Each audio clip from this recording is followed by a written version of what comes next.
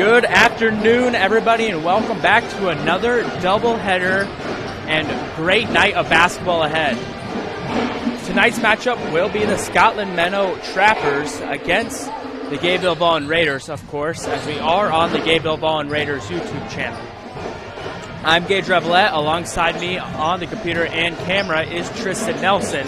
Hopefully we have everything set up and all good to go for tonight's production. One last thing before we begin, hopefully all of you guys enjoyed the 50-degree weather in this fake spring that Mother Nature has given us before the hard-hit snow. That's what it seems like. Anyhow, on to basketball. We'll start tonight's doubleheader with the girls, followed by the varsity boys. Looking at this girls' matchup, Scotland-Menno girls coming to this one 3-7. Gayville-Volin Raiders are 9-3, so a little disperse in terms of records, but should be a good one nevertheless. Keys to the game for the Scotland-Menno Trappers. A couple things that they're going to have to do if they want to win tonight will be to find baskets down low. Their two starting forwards, number 24, Trinity Beats, and number 25, Emily Dvorak, are tall. They're big, they're tall, they're good down low. If they can feed them the ball down low, find the easy baskets, don't force it to them necessarily, but instead set things up, get them to working in harmony to find the layups and short game underneath. It should be good.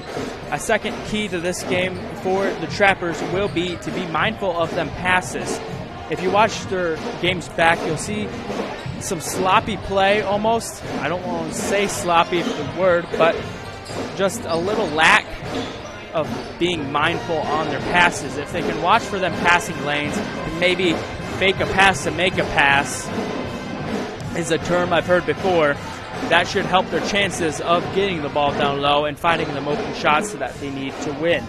Onto this Gayville-Volin Raiders girls team, some keys to this game for them to win is to work around Maya Aiken.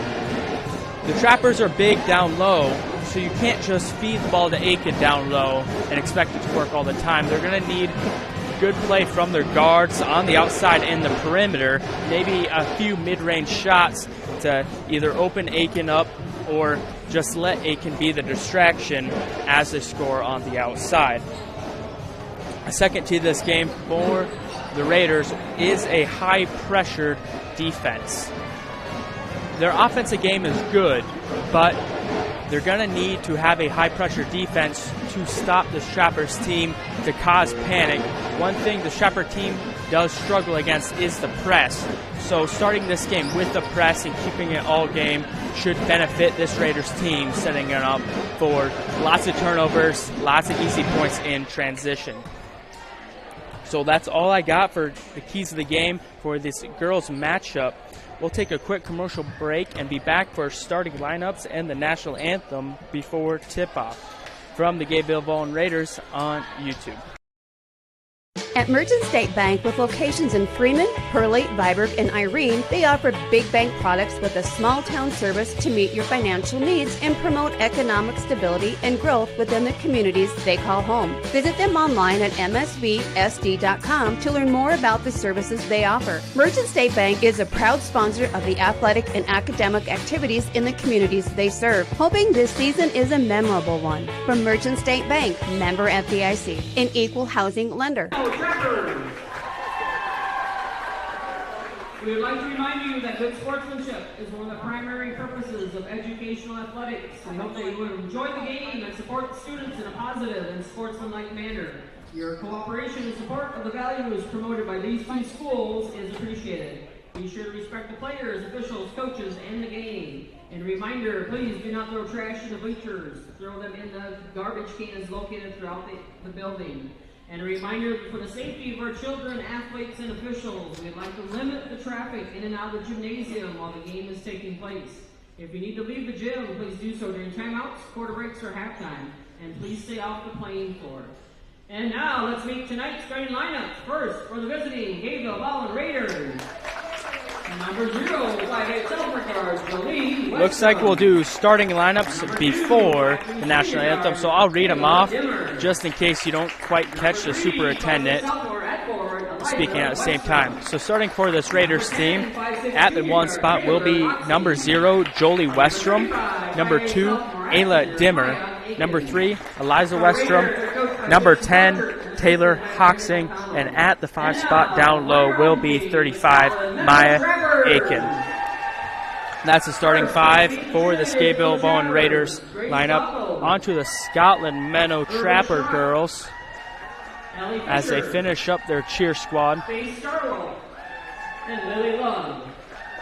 Cheer coaches are Carly Strinigan and Jasmine Johnson. And starting for the Trappers tonight, number 3, starting at Eliana Ulmer. The 1 spot will be number 3, Elena Ulmer. Number 5, Noah Robb. Number 11, Lexi McNinch. Number 24, Trinity Beats. And number 25, Emily Dvorak. So those are the starting 5s for each team. And now we should be headed to the national anthem. We will be back momentarily. Remove all headgear and show proper respect to our nation. And we remind all veterans and out of uniform military personnel that they may salute the flag and honor America as the Menno High School Pep Band, under the direction of Mr. Stephen Bray, performs our national anthem.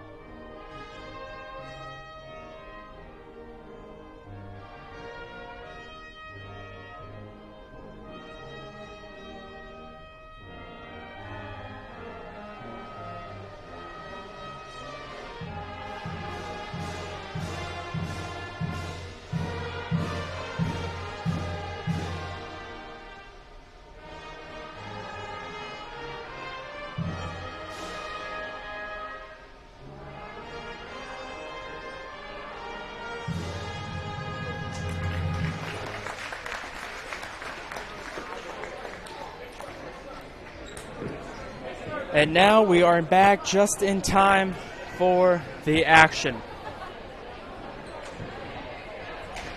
So once again, Scotland-Menno Trappers come into this one with a record of 3-7, whereas the Gayville-Volin Raiders come in with a record of 9-3. Had to double check just in case I got that wrong. I am indeed correct. Jumping for both teams will be number 35, Maya Aiken, and number 24, Trinity Beats. So you can win the jump here, as both are identical in size, just about. Trappers win the tip in this one, puts it in the hands of number 5, Nora Robb. Guarded by Hoxing, looking for a place to go. She has Beats. Now McNinch down low, loose ball. McNinch picks it up and gets the basket, as a few Raiders were on the ground to start this one. So 2-0, 30 seconds into the first quarter. Raiders have the ball. Pass by Jolie Westrom, picked up by the Trappers as they get it back in an early turnover from this Raiders team. McNinch to Beats. Top of the key. Now Robb on the near side, drives in. Back out to Ulmer. She will drive in herself. Pass tipped, intended for Beats. Tipped by number 3, Eliza Westrom. So 2-0, 7:17 left in the first quarter as we just get underway. Trappers will look to inbound this ball. They do. Dvorak is the one who gets a pass back out to McNinch. Beats from the top of the key. Back to McNinch, also top of the key. Ball goes around the horn. Multiple passes. Beats. Mid-range jump shot, no good. Rebounded by Eliza Westrom. Maya Aiken takes it up the court for the Raiders. Jolie Westrom, top of the key. Far side, Ayla Dimmer, guarded by Ulmer. Cross court, Hoxing down low. Aiken, now far side, Ayla Dimmer. Finally have a shot. That one too long. Rebounded by Aiken. Now Hoxing near side. Tipped pass, it looked like, by McNinch. Falls in the hands of Robb. Brings it up for the Trappers. A second turnover by the Raiders to start this one. They did get a shot off. Excuse me. But no points so far. A minute into this one. Beats. Down low to Dvorak. Guarded by Aiken. Tough shot. No good. Rebounded by Eliza Westrom. Eliza Westrom down low is a huge rebound getter. Now foul called. I think it's going to be on number 5, Dora Robb. Yes, it will. So Robb will be tagged for her first foul tonight. First foul overall in this game by both teams. Raiders looking to inbound. They get it to Aiken. Top of the key. Little 2-3 zone from the Trappers. Ayla Dimmer far side. Now down low to Westrom. Back out to Hoxing. Other Westrom. Jolie on the near side. Drives in. Ayla Dimmer wide open. Her shot no good. Rebounded by Aiken. Puts it up. Also no good. This time rebounded by Beats. Trappers get the ball back after a handful of missed shots from the Raiders. Dvorak down low. Around the horn. In the hands of Rube. Guarded by Eliza Westrom. Pokes the ball free. Couldn't get it back though as Robb picks it up. Excuse me on the pronouncing of the name. Eliza Westrom does pick up a steal though as I talk. And a free layup in transition. We're tied up 2 apiece. 5 minutes left in the first quarter. Robb top of the key, guarded by Hoxing. Beats to Ulmer. 3-point shot on the far side is good. Extends the lead to 3. 5-2. Raiders with the ball, facing a little pressure. A light press. Easily broken, though, by Hoxing as she brings it up. Foul called. Looks to be a hold. I didn't see who was dinged with the foul. And we'll have her first set of subs. Ayla Dimmer subbed off. Paisley Dimmer subbed on for the Raiders. Nora Robb will come off. And number 2, Kyla Biram for the Trappers steps in for her first action of the game.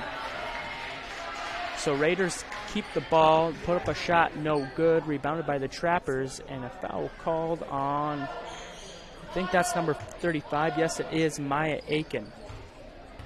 Aiken's first foul and the Raiders' first foul here tonight. The Trappers get it. Loose pass picked back up by the Trappers, but a second loose pass will be grabbed by Aiken, who overthrows Eliza Westrom, who's open down court for another easy layup. Instead, that ball will go out of bounds, and now the Trappers have it back. Nothing lost on the Trappers side other than a handful of seconds. Ulmer this time brings it up for the Trappers, puts it in the hand of Dvorak. Now McNinch, near side, Biram. Guarded by Hoxing. Tries to get it down low to Dvorak. Instead will be stolen by Aiken. Brings it up the court, looking for a pass, finds Jolie Westrom.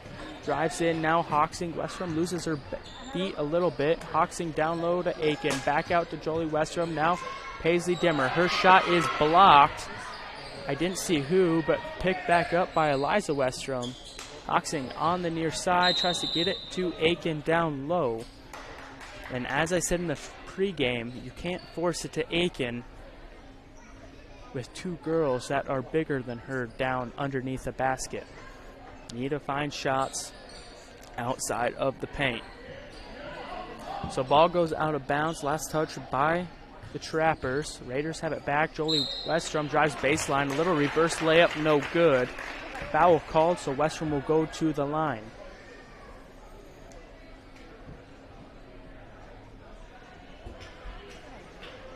.334 left in the first period here. The Trappers have 3 fouls in the quarter compared to the Raiders 1. First free throw is no good by Jolie Westrom. Raiders are still down 3, 5-2 is the score. Second free throw also long and no good. Rebounded by the Trappers. Eliza Westrom puts in a second effort. Couldn't quite get a hold of the ball as she slides out of bounds. Trappers keep it. And Eliza Westrom's a little slow to get up. Might have scuffed her elbow or knee, but seems to be all right now.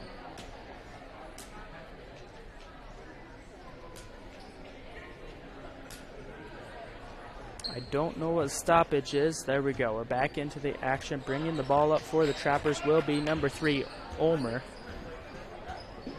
Top of the key over to Beats. Barham, far side. Cross court to Ulmer. Now McNinch.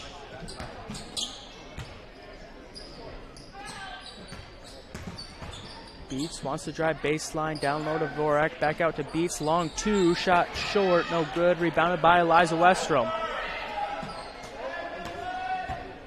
Jolie Westrom will bring this one up the court for the Raiders. Raiders need a basket, travel called. It looks like Jolie Westrom's pivot foot did slide. And a 30-second timeout is called on the Trappers. So we'll just keep it here for the 30 seconds of break. Looking back over the action we've seen for the first 3 quarters of the first quarter, I should say. Not a whole lot has happened. 1 3 ball, the rest were 2 layups, a pair of missed free throws. Not a lot of action to start this one. Raiders can't seem to get a shot to fall, as they've had a few opportunities.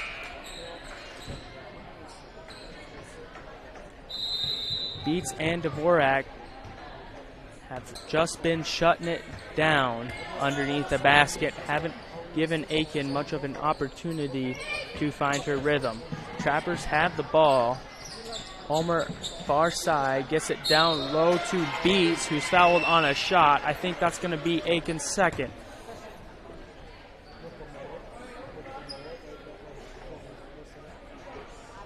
Ayla Dimmer is back in the game. It looks like Jolie Westrom was the one subbed out, and Jolie Westrom's back at the table to be subbed in. First free throw is good, so 6-2 is the score. Jolie Westrom is back in. Maya Aiken will come off after her second foul. There was a substitution on the Trapper side, I believe. Caitlin Odens is in the game. I don't know who came out. It looks to be number 25, Emily Dvorak, who was subbed off. Shot from the Raiders, no good. Rebounded by McNinch. Top of the key, now Beats. Guarded by Liza Westrom. Pass through the hands of Odens. Luckily, Ulmer was there. Turnover by the Trappers. Raiders get it back. Ayla Dimmer. Now Hoxing. 4-3. Will it fall? No, it won't. Just a little left. Jolie Westrom gets the rebound. Drives baseline. Now Eliza Westrom. Back out to Paisley Dimmer. She will put up a shot. No, she won't. It goes off her knee. She can't get to the basket before she loses it. Ball will roll out of bounds. Trappers have it back. And the lead by 5. 7-2. Minute 45 left in the first quarter. In the hands of Ulmer. Now Beats. McNinch drives back to Beats.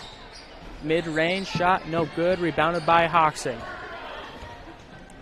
Either team can't seem to find a way to put the ball in the basket. Hoxing finds the lane, drives, layup too long. Rebounded by Paisley Dimmer. Her first shot of the night will fall.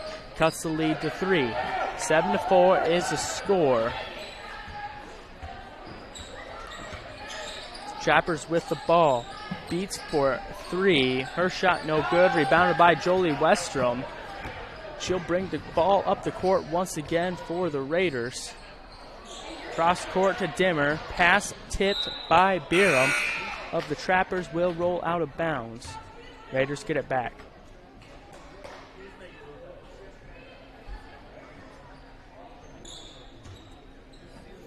.58 seconds left to go in the quarter. Hoxing has the ball. Now Ayla Dimmer. Down low to Liza Westrom. Back out to Hoxing. Paisley Dimmer looking to drive. Mid-range shot, no good. Quick little pull-up jumper. Usually works, this time doesn't. Rebounded by the Trappers. Ulmer, top of the key, over to Beats. Now Guthmiller. Guthmiller, another one new in this game. I don't quite see who was subbed out and who she replaced, but Guthmiller's first shot of the night, no good. Rebounded by the Raiders. 15 seconds. Hoxing drives baseline. Cross court to Paisley Dimmer. One more pass to Ayla Dimmer. Her three shot is good as she finally knocks one down. We're tied 7 apiece with 1 second left. Half court heave. Shot no good. And what a small little run by the Raiders to tie things up after being down 5. So that's the end of the first quarter. 7-7 is the score. We'll take a quick commercial break and be back for the second on the Gayville-Volin Raiders on YouTube. Good luck, Viborg Hurley Cougars. From Dakota Ace Hardware Viborg. Cheering you on, Dakota Ace Hardware Viborg has been supporting the communities of Viborg Hurley, Parker, Irene Wakanda, and Centerville since 1994 and offers everything from paint to plumbing and electrical and lawn and garden. Good luck to the Cougars from your locally owned Dakota Ace Hardware in Viborg. Go Cougars!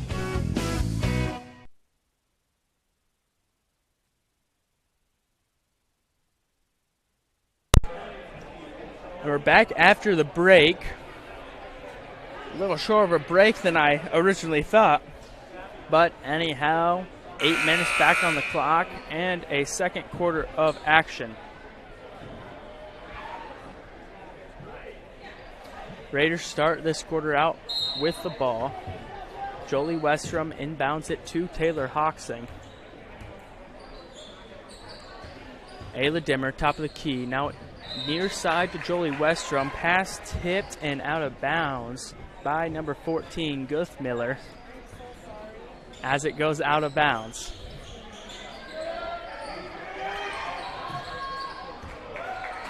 Raiders inbound it.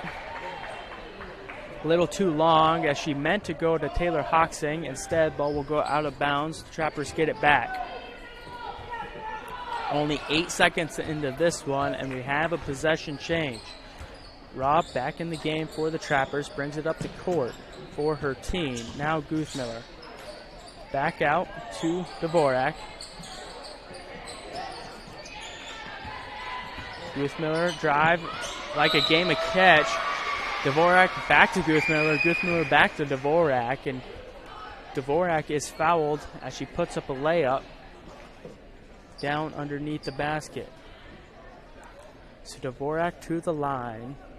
Tag for the foul will be number 10, Taylor Hoxing, her first of the night and the first of the quarter. First free throw off the front of the rim, no good. We'll stay tied 7 apiece. Sub for the Raiders, Maya Aiken comes in, Ayla Dimmer comes out.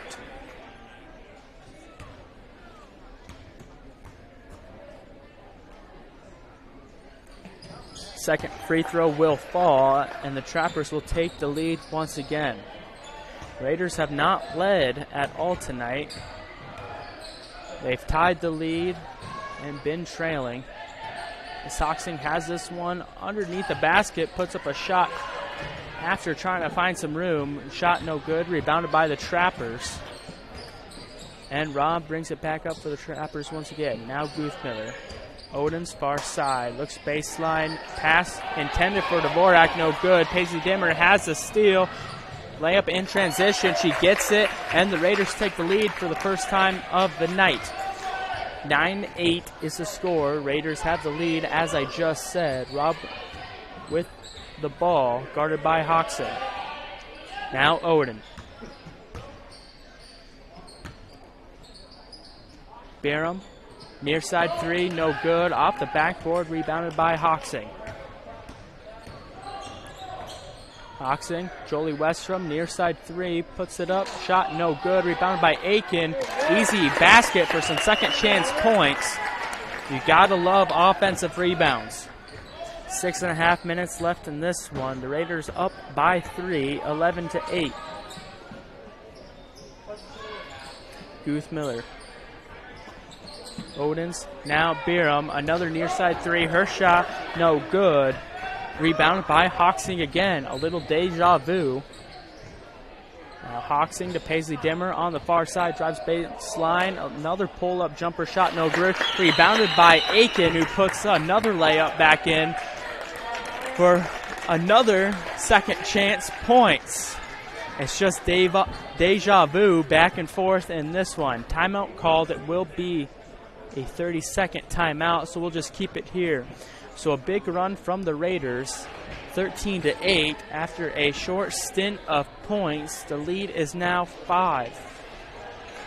Aiken, 2 easy baskets underneath, right after some offensive rebounds. First,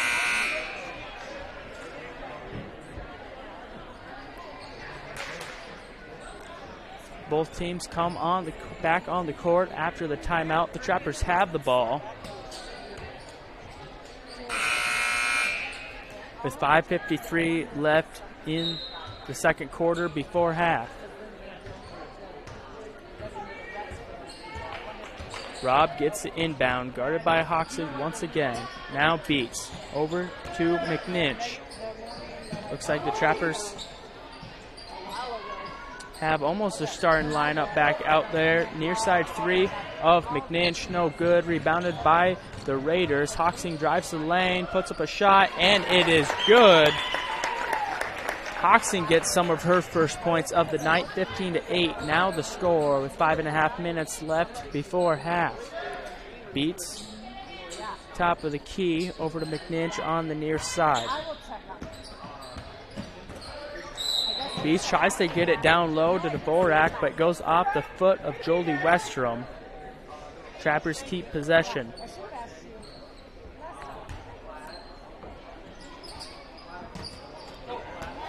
Guth-Miller tries to get it to Beats into the hands of Eliza Westrom, who will take it all the way to the basket. Offensive foul called as the shot's missed anyway. The Trappers come away unscathed. Eliza Westrom will pick up her first foul of the game, the second of the quarter for the Raiders. And we have a substitution. Guth-Miller of the Trappers comes out. Elena Ulmer will take her spot as Beats tries to get it to Ulmer, but it's intercepted, and the Raiders have the ball back. Now Paisley Dimmer on the far side, Taylor Hoxing top of the key. Near side, Jolie Westrom drives baseline, puts up a shot, it will fall.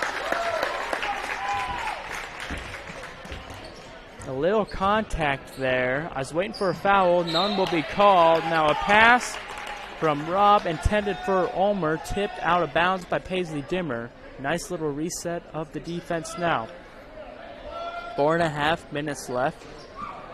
The Raiders are up by 9. Inbounded to Ulmer. Shot no good. She was open. Rebounded by Jolie Westrom. Westrom will take this one to the hoop, and she will get the foul and the and one.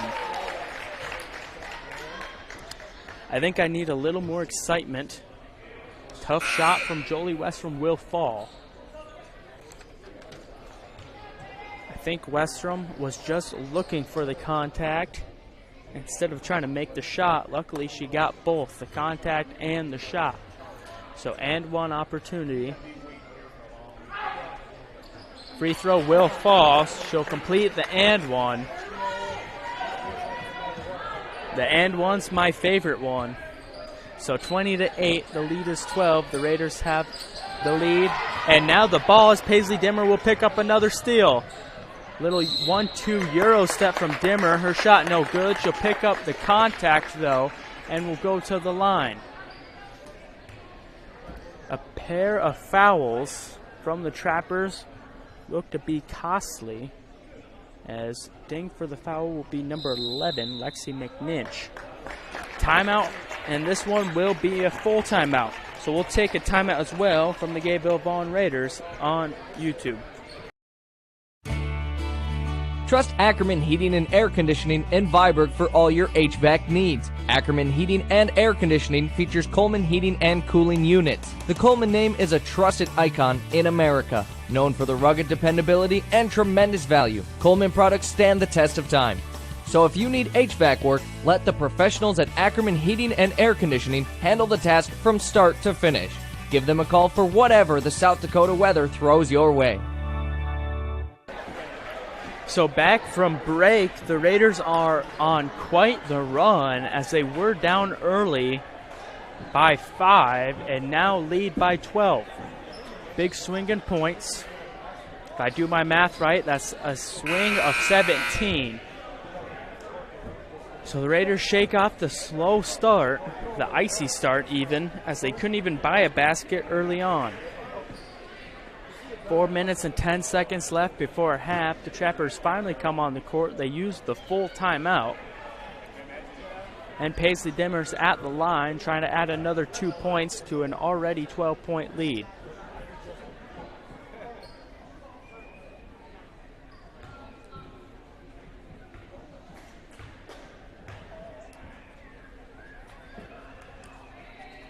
First free throw, no good.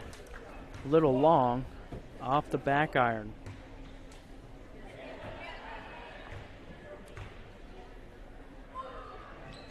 Second one will fall, so the lead will now go to 13, 21-8.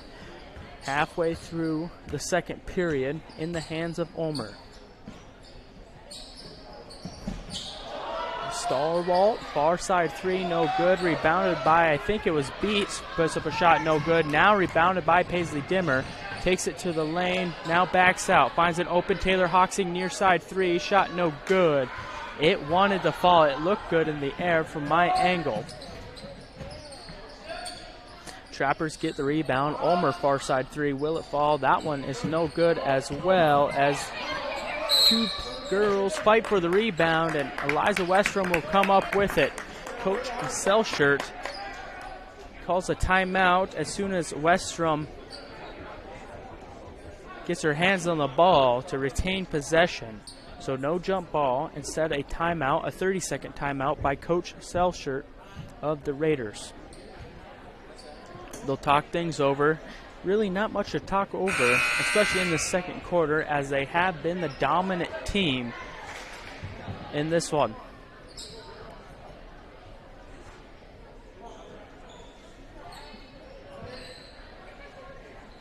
The Trappers will elect to have a full press here on the inbound. Hoxing trying to find some room. Westrom will throw up a lob to her, and Hoxing will get the pass. Hoxing guarded by Ulmer. Drives to the lane. Shot no good. Foul called, and that's 2 shots. I don't know if I agree with that foul, but I won't complain nevertheless. Ding for the foul will be number 25, Emily Dvorak. That's her first foul of the game and the Trappers' third of the quarter. First free throw from Hoxing is good. Hoxing has 3 points. See if she can make it 4. She does, as both free throws will fall to put the lead at 15. 3.5 minutes left before half. Starwalt, now McNinch, near side to Ulmer. Ulmer looking for a place to go. She finds Beats. Ball will go around the horn. The Trappers are trying to find some room underneath, I think. Instead, 3 ball from Ulmer will fall. And that's the first points from the Trappers in a while. 3 minutes left before half.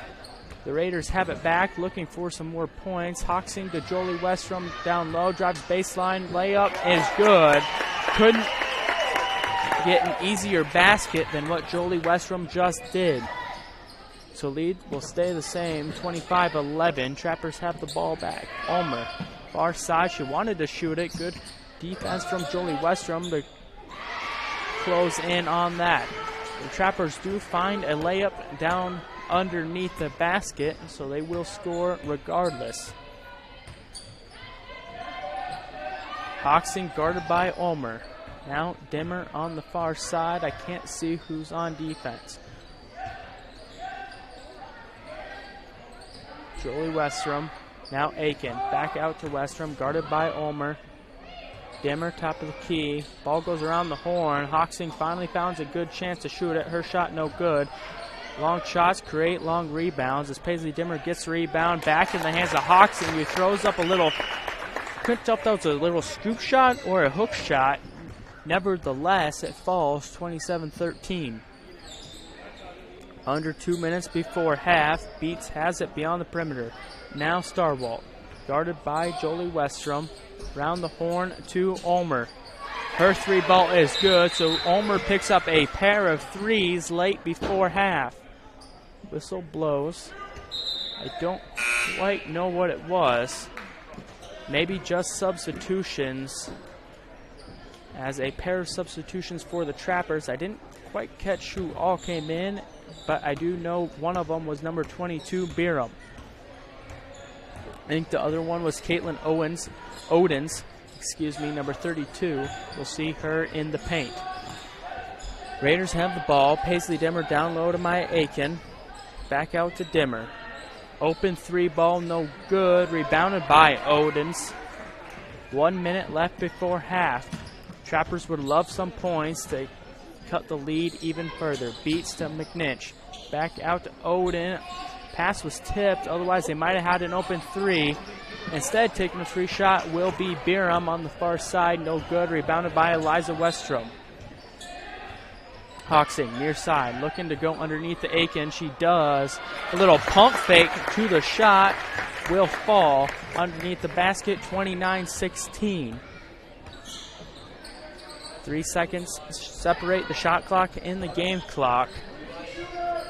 As the Trappers have it, Odins double teamed.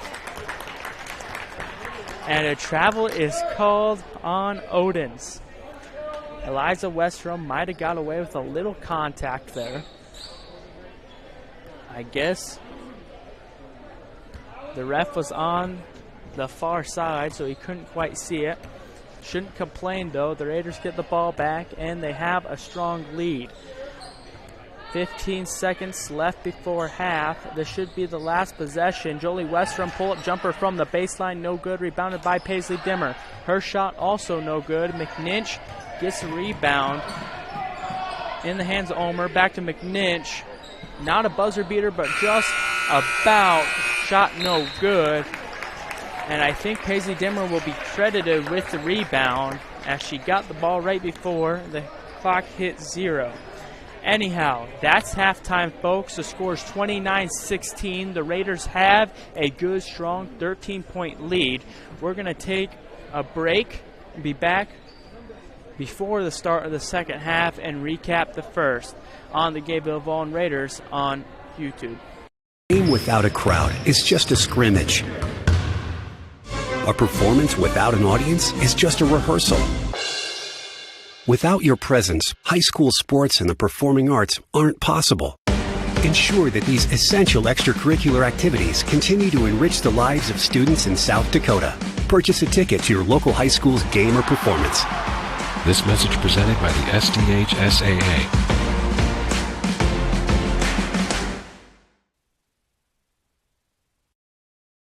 At Merchant State Bank, with locations in Freeman, Hurley, Viborg, and Irene, they offer big bank products with a small town service to meet your financial needs and promote economic stability and growth within the communities they call home. Visit them online at msvsd.com to learn more about the services they offer. Merchant State Bank is a proud sponsor of the athletic and academic activities in the communities they serve, hoping this season is a memorable one. From Merchant State Bank, member FDIC, an equal housing lender. Good luck, Viborg Hurley Cougars. From Dakota Ace Hardware Viborg, cheering you on, Dakota Ace Hardware Viborg has been supporting the communities of Viborg Hurley, Parker, Irene, Wakanda, and Centerville since 1994 and offers everything from paint to plumbing and electrical and lawn and garden. Good luck to the Cougars from your locally owned Dakota Ace Hardware in Viborg. Go Cougars!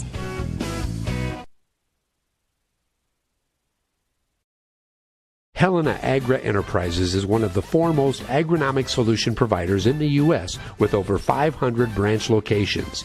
Helena markets and sells inputs that improve agricultural productivity for greater customer returns. Helena's theme of people, products, knowledge reinforces the company's commitment to helping customers succeed through the knowledgeable and dedicated people, useful and unique products, and the latest proven technologies. Helena is a proud sponsor of the Viborg Hurley Cougars. Trust Ackerman Heating and Air Conditioning in Viborg for all your HVAC needs. Ackerman Heating and Air Conditioning features Coleman heating and cooling units. The Coleman name is a trusted icon in America. Known for the rugged dependability and tremendous value, Coleman products stand the test of time. So if you need HVAC work, let the professionals at Ackerman Heating and Air Conditioning handle the task from start to finish. Give them a call for whatever the South Dakota weather throws your way. A game without a crowd is just a scrimmage. A performance without an audience is just a rehearsal. Without your presence, high school sports and the performing arts aren't possible. Ensure that these essential extracurricular activities continue to enrich the lives of students in South Dakota. Purchase a ticket to your local high school's game or performance. This message presented by the SDHSAA.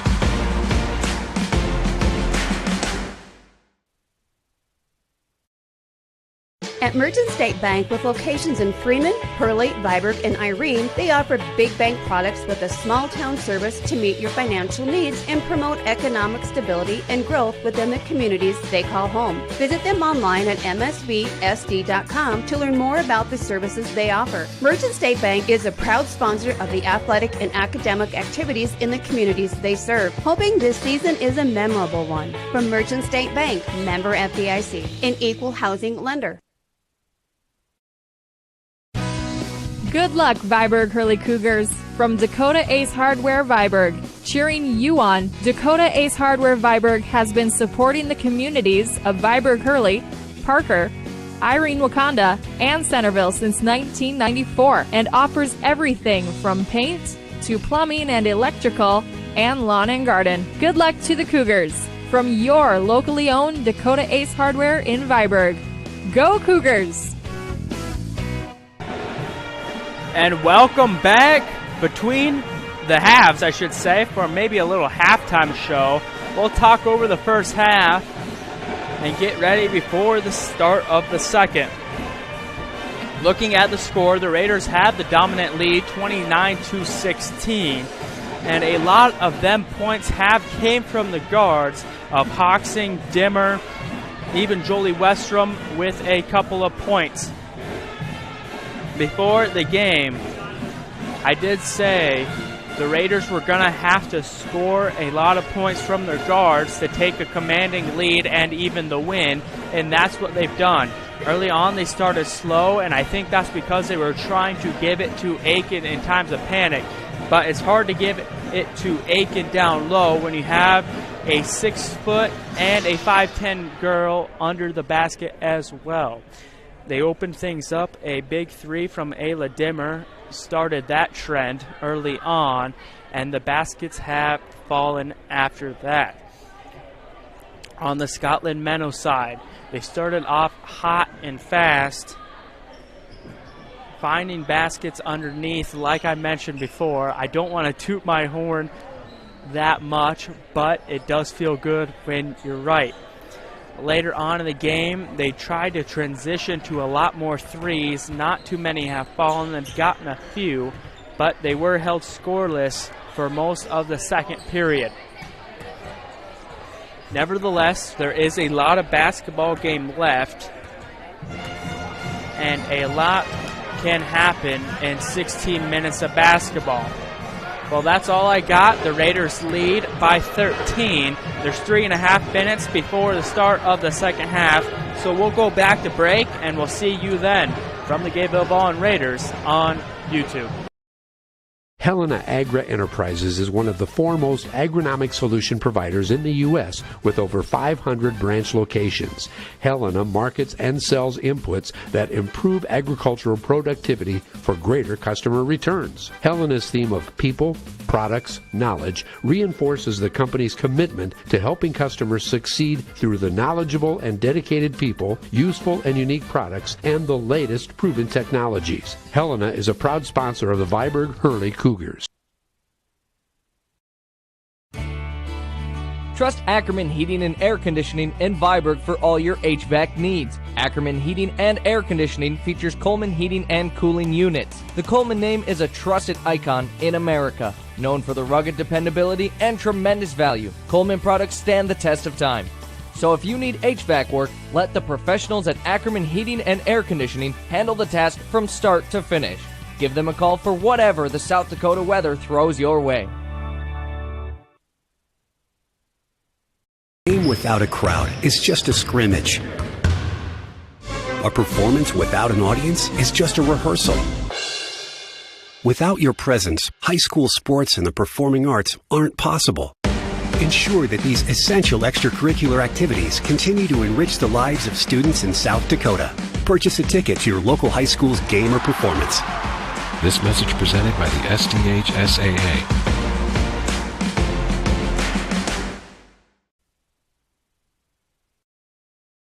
At Merchant State Bank, with locations in Freeman, Hurley, Viborg, and Irene, they offer big bank products with a small town service to meet your financial needs and promote economic stability and growth within the communities they call home. Visit them online at msvsd.com to learn more about the services they offer. Merchant State Bank is a proud sponsor of the athletic and academic activities in the communities they serve, hoping this season is a memorable one. From Merchant State Bank, member FDIC, an equal housing lender. Good luck, Viborg-Hurley Cougars. From Dakota Ace Hardware Viborg, cheering you on, Dakota Ace Hardware Viborg has been supporting the communities of Viborg-Hurley, Parker, Irene, Wakanda, and Centerville since 1994 and offers everything from paint to plumbing and electrical and lawn and garden. Good luck to the Cougars from your locally owned Dakota Ace Hardware in Viborg. Go Cougars!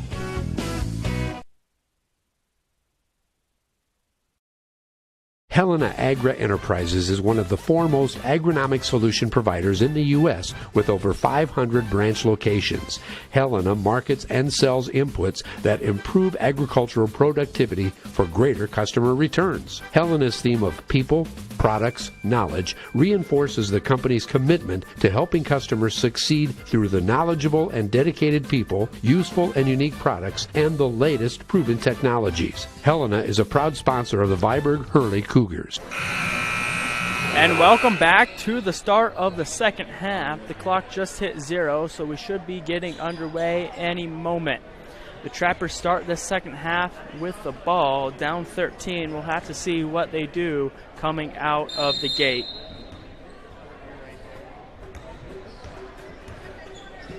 Rob with the ball to start the half to McNinch. Back to Rob, top of the key, guarded by Hawksing. Down low to Beats. Dvorak set a little screen down low for her. That was kind of cool to see. Anyhow, foul called. Shooting 2, I think it was on the shot. Ayla Dimmer to what looked to me, yes, it was Ayla Dimmer tagged with the foul, and McNinch will go to the line.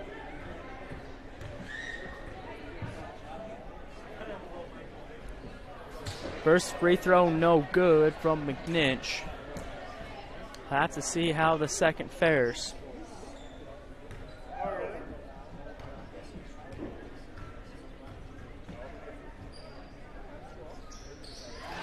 Second one will fall to cut the lead to 12, and the Raiders get the ball for the first time here in the second half. Hawksing brings it up, puts it in the hands of Ayla Dimmer on the near side, looking for another pass. That's Aiken at the free throw line. Near side 3 from Hawksing, in and out. Man, that should have fell. Jolie Westrom gets a rebound, gets it back out to her teammates, and Ayla Dimmer will find a little hook shot type that will fall. 31-17 is the score. Rob to Beats at the top of the key. Now Ulmer. McNinch, one more pass to Rob. 3-point shot, no good. Rebounded by McNinch, who puts it up after the offensive rebound. Minute into this one, and the Trappers have scored 4. Hoxing now on the offensive side, on the far side. Cross-court pass to Ayla Dimmer. I thought Beats was going to reach up and grab it. She doesn't. Instead, a pass from Eliza Westrom will get tipped and out of bounds. I think the Raiders were the last to touch it. Yes, they were, so the Trappers get it back. Ninch will look to inbound. She does to Rob. There's no pressure from this Raiders team.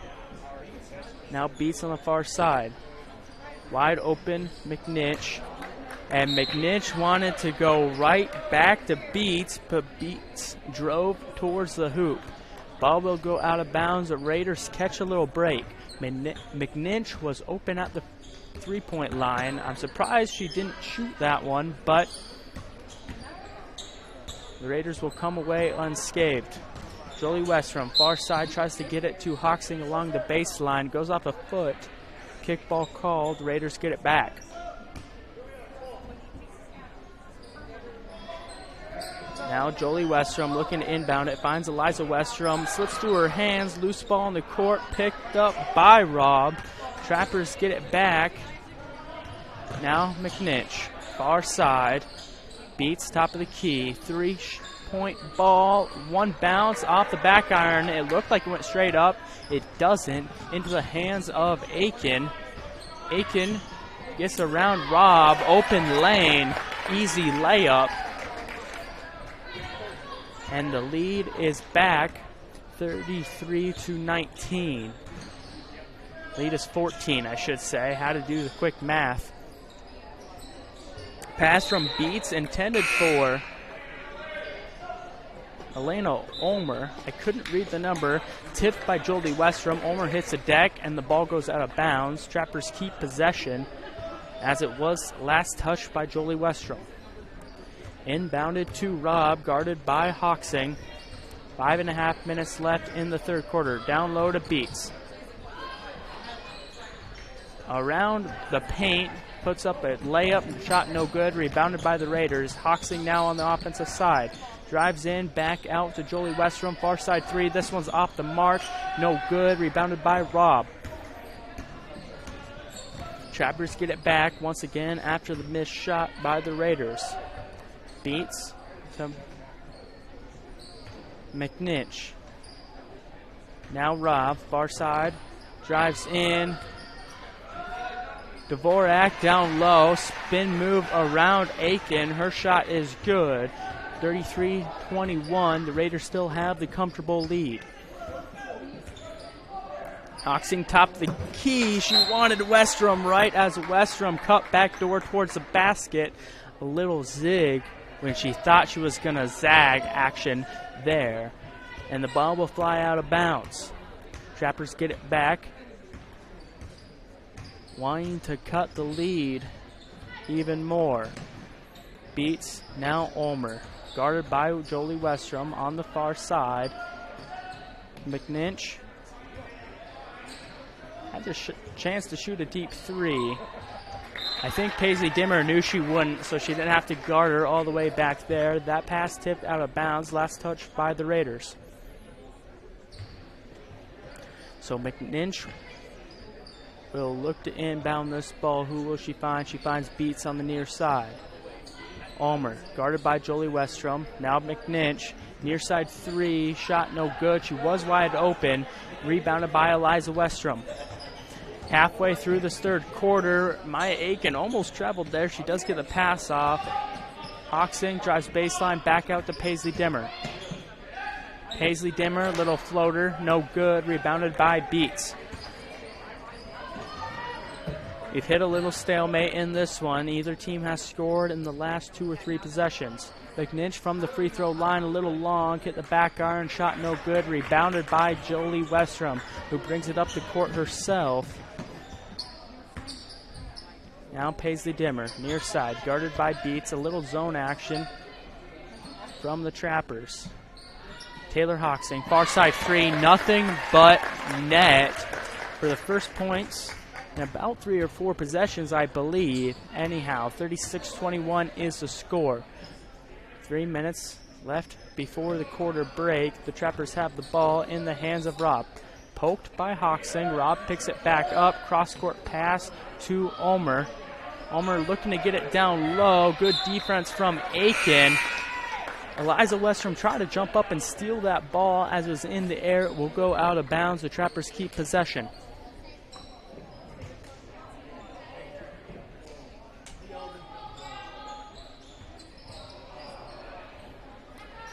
Down underneath the basket, a little loose ball picked up by Jolie Westrom. We're under the 3-minute mark. Westrom tries to get it to a wide open Taylor Hoxing, but instead it is intercepted by Trinity Beats. Trappers have it back. McNinch drives, immediately stopped by Eliza Westrom, back to Beats. Now number 22, that's Byram. Near side three is good. 36-24 is the score.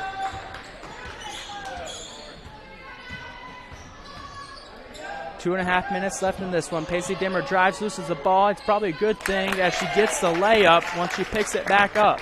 38-24, now the score. 2 minutes left in the third. Robb on the offensive side, looking for a place to go with the ball. She finds Beats. Odin down low, back out to Byram. Another three ball. That was a heat check, and it falls. So that's 2 back-to-back for Byram. And the Trappers might have found some momentum if Byram can keep up this hot hand. Raiders now, Jolie Westrom near side, back out to Hoxing. Drives in, little floater is good. Raiders are doing everything they can to keep the lead. Will they be able to outpace these 3 balls? Robb with the ball, tries to get a screen from Beats. Pass stolen as it was going to Beats, stolen by Paisley Dimmer, who gets a free layup. And if they keep doing that, they will outpace the threes. 42-27.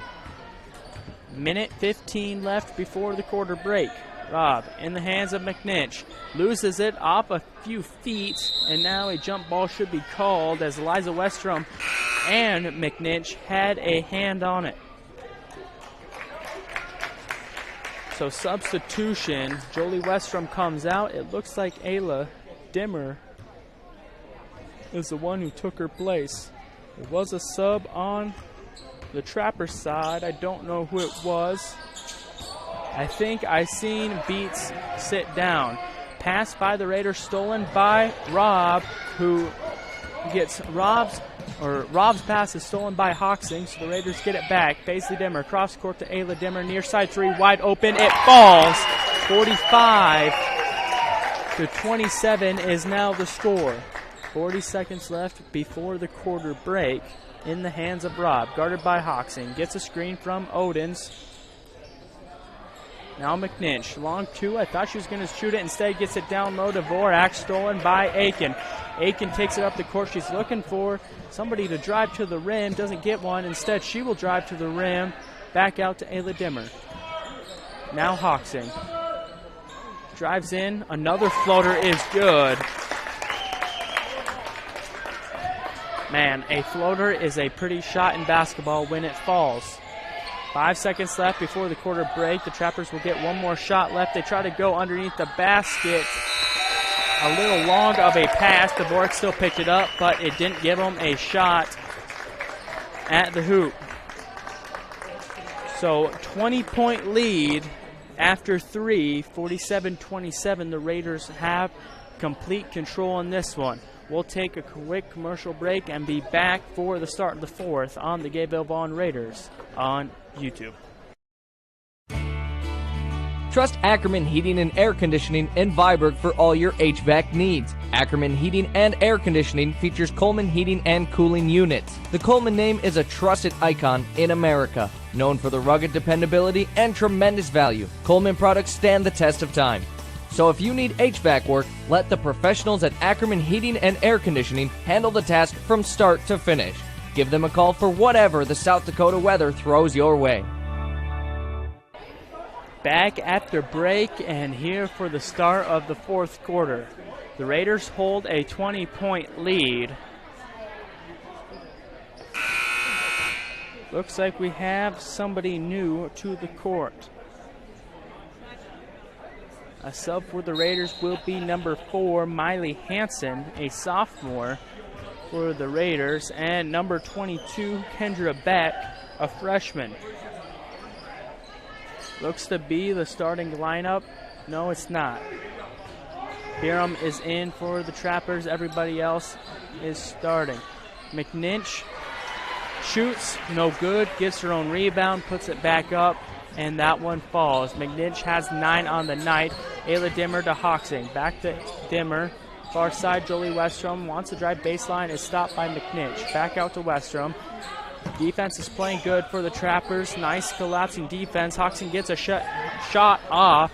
No good. Off the front of the rim. She gets her own rebound this time. Second shot from Hoxing will be rebounded by the Trappers. That's number 32, Odens. Brought up the court by Ulmer. Now in the hands of McNinch. Ulmer wide open. Her foot was on the line. Shot no good. Didn't matter. Rebounded by Jolie Westrom. Westrom top of the key. Guarded by Ulmer. Now Ayla Dimmer far side. Tries to get it down low to Hansen. And a foul is called. I think that will be called on number 25, Dvorak. Yes, it will. That's Dvorak's second foul of the game, and we have a handful of subs. Beck and Hansen is subbed out for Aiken and Westrom. Odens and McNinch is subbed out for Beats and Guthmiller. Ball's inbounded to Ayla Dimmer, who has an open 3. Shot no good, a little short off the rim. 6:40 left in this game. 47-29 is the score. Trappers have the ball. Ulmer to Guthmiller, who makes a 3 on the far side to shorten the lead just a little bit. Raiders have it now on the offensive side. Ayla Dimmer tries to get it to Aiken. Passing lane is clogged by number 3, Ulmer, who gets the steal. Ulmer now Beats, almost tipped by Ayla Dimmer. Instead, it's not. Biram back out. Ball goes around the horn. Guthmiller tries to drive. Ayla Dimmer. Ball is loose. Picked up by Dvorak, who puts up a layup and is good. 47-34 is the score. Just under the 6-minute mark. Hoxing, a little hook shot, sky hook type shot. No good, but she does draw a foul.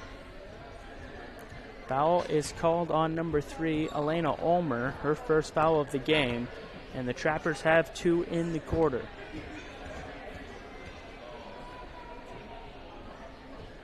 First free throw is no good. A handful of bounces off the rim. Surprised it didn't fall.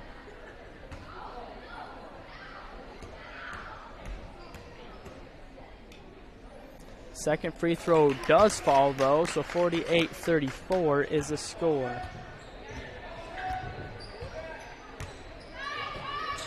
Trappers have the ball back. Guthmiller at the free throw line tries to find Dvorak. Ball sails over her head and out of bounds. The Raiders get it back.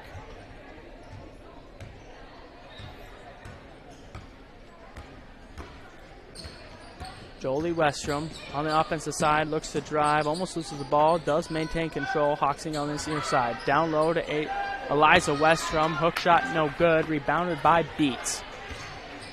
Trappers get it back.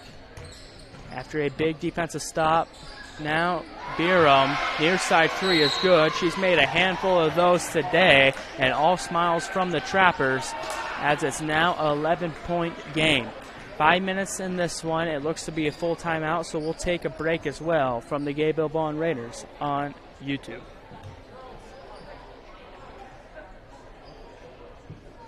Game game without a crowd is just a scrimmage. A performance without an audience is just a rehearsal. Without your presence, high school sports and the performing arts aren't possible. Ensure that these essential extracurricular activities continue to enrich the lives of students in South Dakota. Purchase a ticket to your local high school's game or performance. This message presented by the SDHSAA. Back from the break, the Raiders hold the 11-point lead in this one. It was 20 at half. A handful of threes from number 22, Kylie Guthmiller, has maybe gave the Trappers a little bit of hope in this one. There's 5 minutes, 14 seconds left to play, so still a chance. I just don't know if that lead is small enough. Raiders have the ball. Hoxing drives to the hoop, open lane, nobody there to stop her, and she picks up the free layup. Omer with the ball for the Trappers on the offensive side, guarded by Hoxing. Looking for a place to go. She finds Beast near side, tries to get it down low to Dvorak. Big defensive play from Aiken to get the steal. Raiders have it back. Hoxing to Paisley Dimmer. Back to Hoxing, top of the key. Will drive again, little runner. Shot no good. And rebounded by Paisley Dimmer. The Raiders keep possession. Hoxing, far side to Jolie Westrom. Defense collapse, gets it back out. Now down low to Maya Aiken. Shot is good over Dvorak's head. 52-37 is the score after a pair of shots from the Raiders. 4 minutes left in the game. Beats has it top of the key. Tries to get it to Byram. Pass a little long and will go out of bounds. Substitution. A pair of substitutions. Ulmer and Guthmiller come out. Nor Robb and McNinch come in. Halfway through the last quarter of the game, the Raiders have it. Paisley Dimmer to Hoxing. Cross court to Jolie Westrom. She drives baseline. One more pass to Eliza Westrom. Is tipped and rolls in the hands of Maya Aikens, who's fouled as she tries to go to the basket. The foul is on the floor, so no shots, and the Raiders just keep possession. That foul's on number 22, Kyla Byram. Her first foul of the night. 3 ball from Paisley Dimmer, no good, just a little long. Fight for the rebound. I thought it was last touched by McNinch. Instead, it will be off Jolie Westrom, I believe. No, it's a foul on Jolie Westrom. Her first foul of the game with 3.5 minutes left in this one. Robb brings it up. Aggressive screen from Dvorak, no call. 3-point shot from Beats, no good. Rebounded by Hoxing. Hoxing hit the ground there on that screen. I thought it was moving, but the refs disagree and let him play. Cross-court pass to Jolie Westrom. Near side 3, no good. Rebounded by Paisley Dimmer. Tries to put it back up off the bottom of the backboard. Trappers finally get the ball. Little football throw to Byram on the offensive side. Tries to get it back to Beats. Sloppy pass stolen by Eliza Westrom. Gets a little hurried in the layup. No good, but a good thing Jolie Westrom was there to get the offensive rebound and puts it back in. 54-37. We're under the 3-minute mark. Robb puts it in the hands of Beats. Beats now Byram. Near side guarded by Jolie Westrom. Long 2. No good. Into the hands of Taylor Hoxing. Hoxing will slow things down just a little bit. Now Paisley Dimmer, far side 3 ball. Will it fall? 2 bounces, no good. Hoxing gets the rebound, guarded by Byram. Almost loses it. Now Jolie Westrom, top of the key. Tries to get it to an open Paisley Dimmer, blocked by McNinch, who picks up the loose ball. Had the transition chance, but Alexa slow it down. Robb on the far side, drives baseline, open McNinch on far side, who lets drive in, blocked by Paisley Dimmer, into the hands of Liza Westrom. One girl to beat, goes to the hoop, no good, rebounded by Maya Aiken. Tons of contact. The ref will call it on the floor.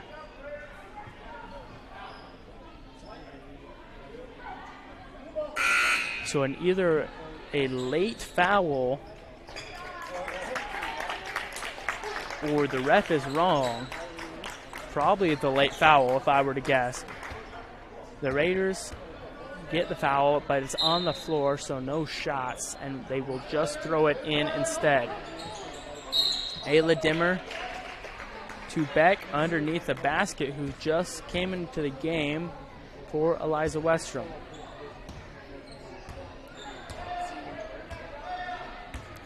Trappers get the ball back. We're under 2 minutes left in the game. Rob down low to Odens. Odens nowhere to go with the ball. Finds Beats back out near side three. Just short. Rebounded by Hoxing. It's a 2-on-1 in defense. Hoxing takes it herself. The basket will fall. A little Euro step type action. As the lead is now 56-37, all Raiders. Ulmer. Beats, now McNinch, guarded by Paisley Dimmer. Loses it. Dimmer and McNinch in a tassel. Jump ball called. Possession arrow in favor of the Raiders, and we have more substitutions. Jolie Westrom comes in, as well as number 4, Miley Hansen. Taylor Hoxing, and I didn't quite see who else comes off, and a handful of subs for the Trappers.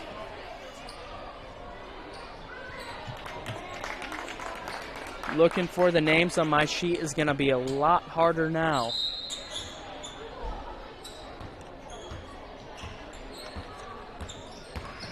Raiders with the ball in the hands of Jolie Westrom. Now Webbin. Near side, shot no good. That's number 15, Kaylee Webbin, a freshman for the Raiders, with the shot. Trappers have the ball. Odens, guarded by Beck, goes up for a layup, shot no good, loose ball. Beck eventually gets a rebound. Hansen hits the ground. I think her ponytail was what hit first. It does not feel good. Hansen does get up all right, just a little pain in the back of her head. She will come off.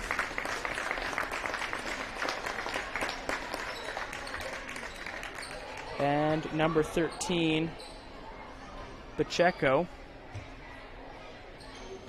will take her place. Pacheco will also bring the ball up the court for the Raiders. Now Ayla Dimmer, top of the key to Webbin. Down low to Beck, who wanted the layup, will stumble a little bit. No foul called as that one goes out of bounds. Trappers get it back with 29 seconds left in the game. Shot clock is off. Number 1, Zoe Scheffler will bring it up for the Trappers. Now Owens into the hands of Guthmiller. Far side, I can't read the number. It looks to be number 12, Starwalt. Loose ball now. Scheffler to Odens. Shot, no good. Rebounded by Odens, and that will be the end of that one. The clock hits zeros, and the Lady Raiders will take the win, 56-37. It was all Raiders other than the very beginning of the first quarter. What a performance by the Lady Raiders. And don't worry, we have one more game of action left, the boys varsity, but before then, we will take a quick commercial break and be back with a little pre-game from the Gayville-Volin Raiders on YouTube. At Merchant State Bank, with locations in Freeman, Hurley, Viborg, and Irene, they offer big bank products with a small town service to meet your financial needs and promote economic stability and growth within the communities they call home. Visit them online at msvsd.com to learn more about the services they offer. Merchant State Bank is a proud sponsor of the athletic and academic activities in the communities they serve, hoping this season is a memorable one. From Merchant State Bank, member FDIC, an equal housing lender. Good luck, Viborg Hurley Cougars. From Dakota Ace Hardware Viborg, cheering you on, Dakota Ace Hardware Viborg has been supporting the communities of Viborg Hurley, Parker, Irene Wakanda, and Centerville since 1994 and offers everything from paint to plumbing and electrical and lawn and garden. Good luck to the Cougars from your locally owned Dakota Ace Hardware in Viborg. Go Cougars! Helena Agra Enterprises is one of the foremost agronomic solution providers in the U.S. with over 500 branch locations. Helena markets and sells inputs that improve agricultural productivity for greater customer returns. Helena's theme of people, products, knowledge reinforces the company's commitment to helping customers succeed through the knowledgeable and dedicated people, useful and unique products, and the latest proven technologies. Helena is a proud sponsor of the Viborg Hurley Cougars. Trust Ackerman Heating and Air Conditioning in Viborg for all your HVAC needs. Ackerman Heating and Air Conditioning features Coleman Heating and Cooling Units. The Coleman name is a trusted icon in America. Known for the rugged dependability and tremendous value, Coleman products stand the test of time. So if you need HVAC work, let the professionals at Ackerman Heating and Air Conditioning handle the task from start to finish. Give them a call for whatever the South Dakota weather throws your way. A game without a crowd is just a scrimmage. A performance without an audience is just a rehearsal. Without your presence, high school sports and the performing arts aren't possible. Ensure that these essential extracurricular activities continue to enrich the lives of students in South Dakota. Purchase a ticket to your local high school's game or performance. This message presented by the SDHSAA.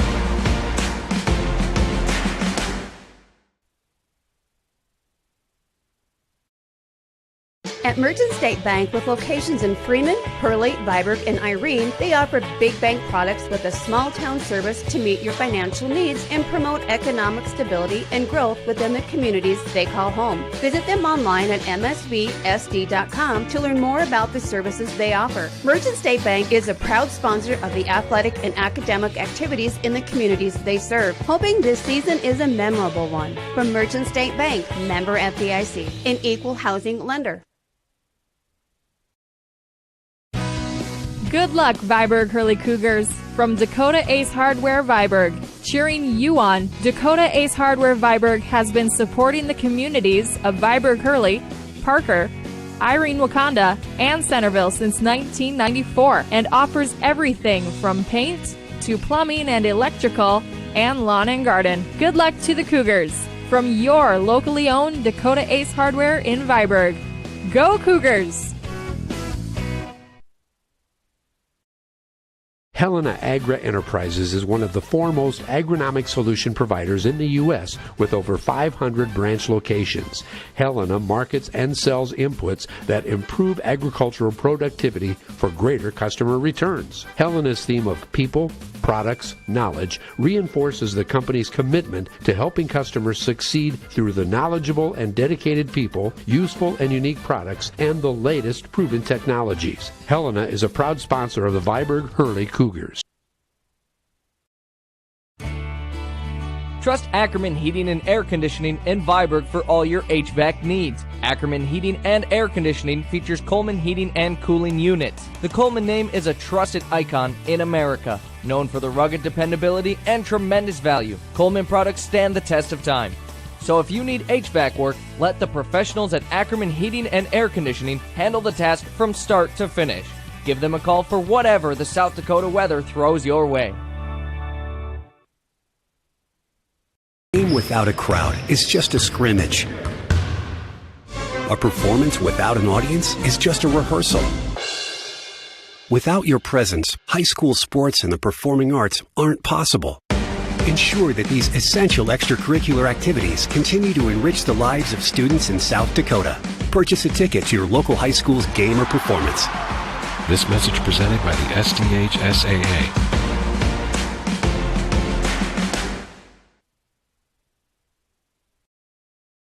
At At Merchant State Bank, with locations in Freeman, Hurley, Viborg, and Irene, they offer big bank products with a small town service to meet your financial needs and promote economic stability and growth within the communities they call home. Visit them online at msvsd.com to learn more about the services they offer. Merchant State Bank is a proud sponsor of the athletic and academic activities in the communities they serve, hoping this season is a memorable one. From Merchant State Bank, member FDIC, an equal housing lender.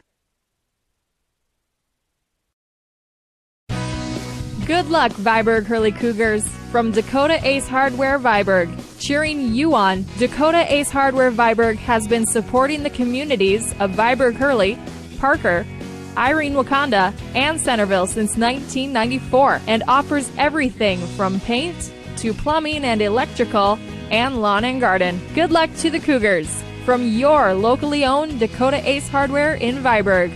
Go Cougars! Helena Agra Enterprises is one of the foremost agronomic solution providers in the U.S. with over 500 branch locations.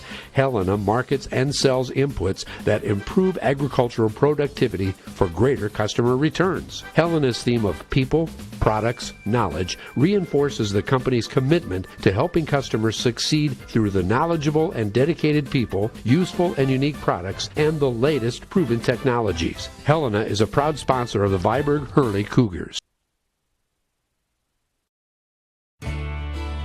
Trust Ackerman Heating and Air Conditioning in Viborg for all your HVAC needs. Ackerman Heating and Air Conditioning features Coleman Heating and Cooling Units. The Coleman name is a trusted icon in America. Known for the rugged dependability and tremendous value, Coleman products stand the test of time. So if you need HVAC work, let the professionals at Ackerman Heating and Air Conditioning handle the task from start to finish.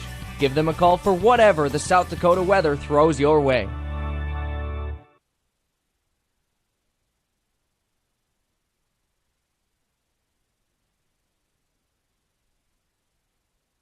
A game without a crowd is just a scrimmage. A performance without an audience is just a rehearsal. Without your presence, high school sports and the performing arts aren't possible. Ensure that these essential extracurricular activities continue to enrich the lives of students in South Dakota. Purchase a ticket to your local high school's game or performance. This message presented by the SDHSAA.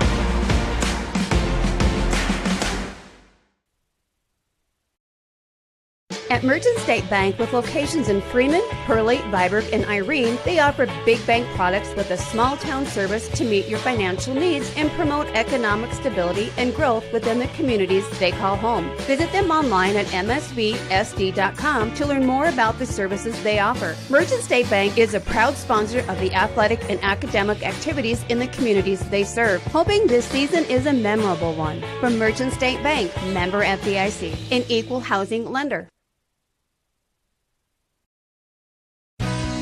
Good luck, Viborg Hurley Cougars. From Dakota Ace Hardware Viborg, cheering you on, Dakota Ace Hardware Viborg has been supporting the communities of Viborg Hurley, Parker, Irene Wakanda, and Centerville since 1994 and offers everything from paint to plumbing and electrical and lawn and garden. Good luck to the Cougars. From your locally owned Dakota Ace Hardware in Viborg. Go Cougars! Helena Agra Enterprises is one of the foremost agronomic solution providers in the U.S. with over 500 branch locations. Helena markets and sells inputs that improve agricultural productivity for greater customer returns. Helena's theme of people, products, knowledge reinforces the company's commitment to helping customers succeed through the knowledgeable and dedicated people, useful and unique products, and the latest proven technologies. Helena is a proud sponsor of the Viborg Hurley Cougars.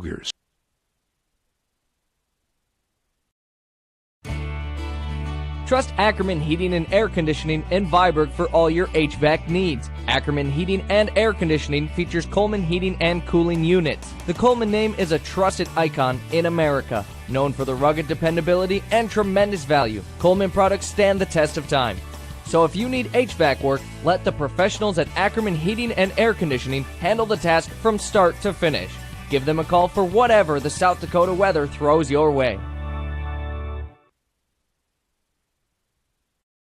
without a crowd is just a scrimmage.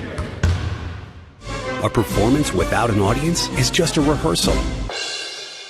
Without your presence, high school sports and the performing arts aren't possible. Ensure that these essential extracurricular activities continue to enrich the lives of students in South Dakota. Purchase a ticket to your local high school's game or performance. This message presented by the SDHSAA.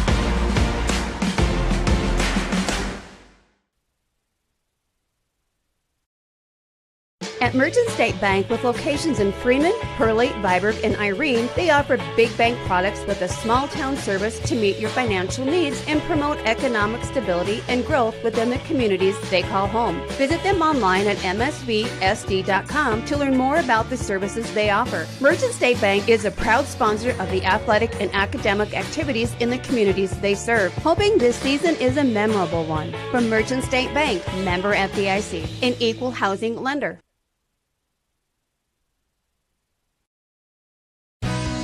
Good luck, Viborg Hurley Cougars. From Dakota Ace Hardware Viborg, cheering you on, Dakota Ace Hardware Viborg has been supporting the communities of Viborg Hurley, Parker, Irene Wakanda, and Centerville since 1994 and offers everything from paint to plumbing and electrical and lawn and garden. Good luck to the Cougars. From your locally owned Dakota Ace Hardware in Viborg. Go Cougars! Welcome back after the intermission. We got 3.5 minutes till the tip-off, or I should say starting lineups. We'll take a look at this game before we get into it. Game 2 of the night. The boys varsity, Scotland-Menno Trappers against, of course, the Gayville-Volin Raiders. Should be the same as the girls. I don't know why I'm explaining it to you all again. Anyhow, looking at the Scotland-Menno Trappers team, the boys come into this game with a record of 2-8. The Gayville-Volin Raiders, on the other hand, are 7-4 on this year's campaign. Some keys to the game for both teams. We'll start with the Trappers. Keep the game fast. This Trappers team likes to play at a high pace, and high pace normally leads to good offenses. Some of the best offenses you see will be a higher pace offense. That's what they need to do. They like to play fast, so let's just keep them at it and keep scoring fast points. Another thing this team is good at is being good in transition, and that leads to that fast pace. If they can keep up being good in transition and keeping the game fast and the Raiders out of sync, it should be a good chance of victory for the Trappers team. Another point I have for this key of the game is to stay in control. The only downside of playing fast is them leading to turnovers from sloppy mistakes and just being in a hurry. If they can play fast but not too fast, of course, and stay in control, they should have a good chance at winning this one. On the other side, the Gayville-Volin Raiders, keys to the game is to get both the Carstens going. Spencer Carson's number 3 and number 30, Preston Carsons. Spencer Carsons is going to do his thing all over the range, layup, basket to fall. He will do his thing, but you want to get Preston Carsons going, whether that's down low as he plays the 4 or even behind the arc. He's a good three-point shooter. He just doesn't shoot a lot of them. I'd like to see him shoot more threes to add to his team's total in points. One last player I would love to see a big effort out of, I know he's going to give a big effort, is the kid in the number 5 spot, number 32, Nate Selcher. I don't mention his name enough as much as I want to, but he does the little things. He scores them baskets down low when his team needs them. He gives a good effort. He gets the boards. He does the things his team needs at the 5 spot, behind the flashier players like Barron or Carsons. Anyhow, that's all I have for the keys of the game. We got 25 seconds before the starting lineups, and I'll wait to give them to you when they're announced, just in case I have something wrong, because that tends to happen quite often, and I don't like mistakes. the Lady Raiders, if you are just joining us for the boys game, did come out with a win, a dominant win. I can't remember the score, but it was around 20 points. Before we begin, I better mention I'm Gage Ravellette on the call. Alongside me is Tristan Nelson on the camera and the computer. As we get underway, we'll start with the Gayville-Volin Raiders lineup, and I'll read them off as they come out. Some standing spectators, so I guess you won't quite get a look at the players until we begin.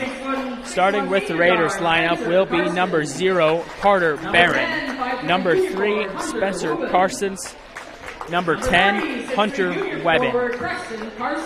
At the 4 spot will be number 30, Preston Carsons. And to round out the lineup will be number 32, Nate Selshire. For the starting lineup of the Scotland-Menno Trappers, starting at the point guard will be number 2, Bryce Sattler. Number 3, Corey Keppen. Number 10, Trayton Bolt. Number 14, Trent Guthmiller. And lastly, number 23, Isaiah Ulmer. I got a little ahead myself as they announced the cheer squad, but I'm pretty sure I'm right. Number 10, 6'1" senior at forward, Trayton Bolt. One thing about this, both the girls' team I forgot to mention, but this guys' team in particular, as it's an older team. There's a lot of seniors on this roster. They do have a big JV list, so it's not they're short on numbers or just strictly an old team, but on this varsity roster, a lot of seniors and a lot of seniors that play. We'll have to see if the experience shapes up as we get underway. Jumping for both teams for the Raiders will be number 32, Nate Selshire, and number 10, Trayton Bolt. Selshire is 6'3", and Bolt is 6'1", but really on the court they look about the same height.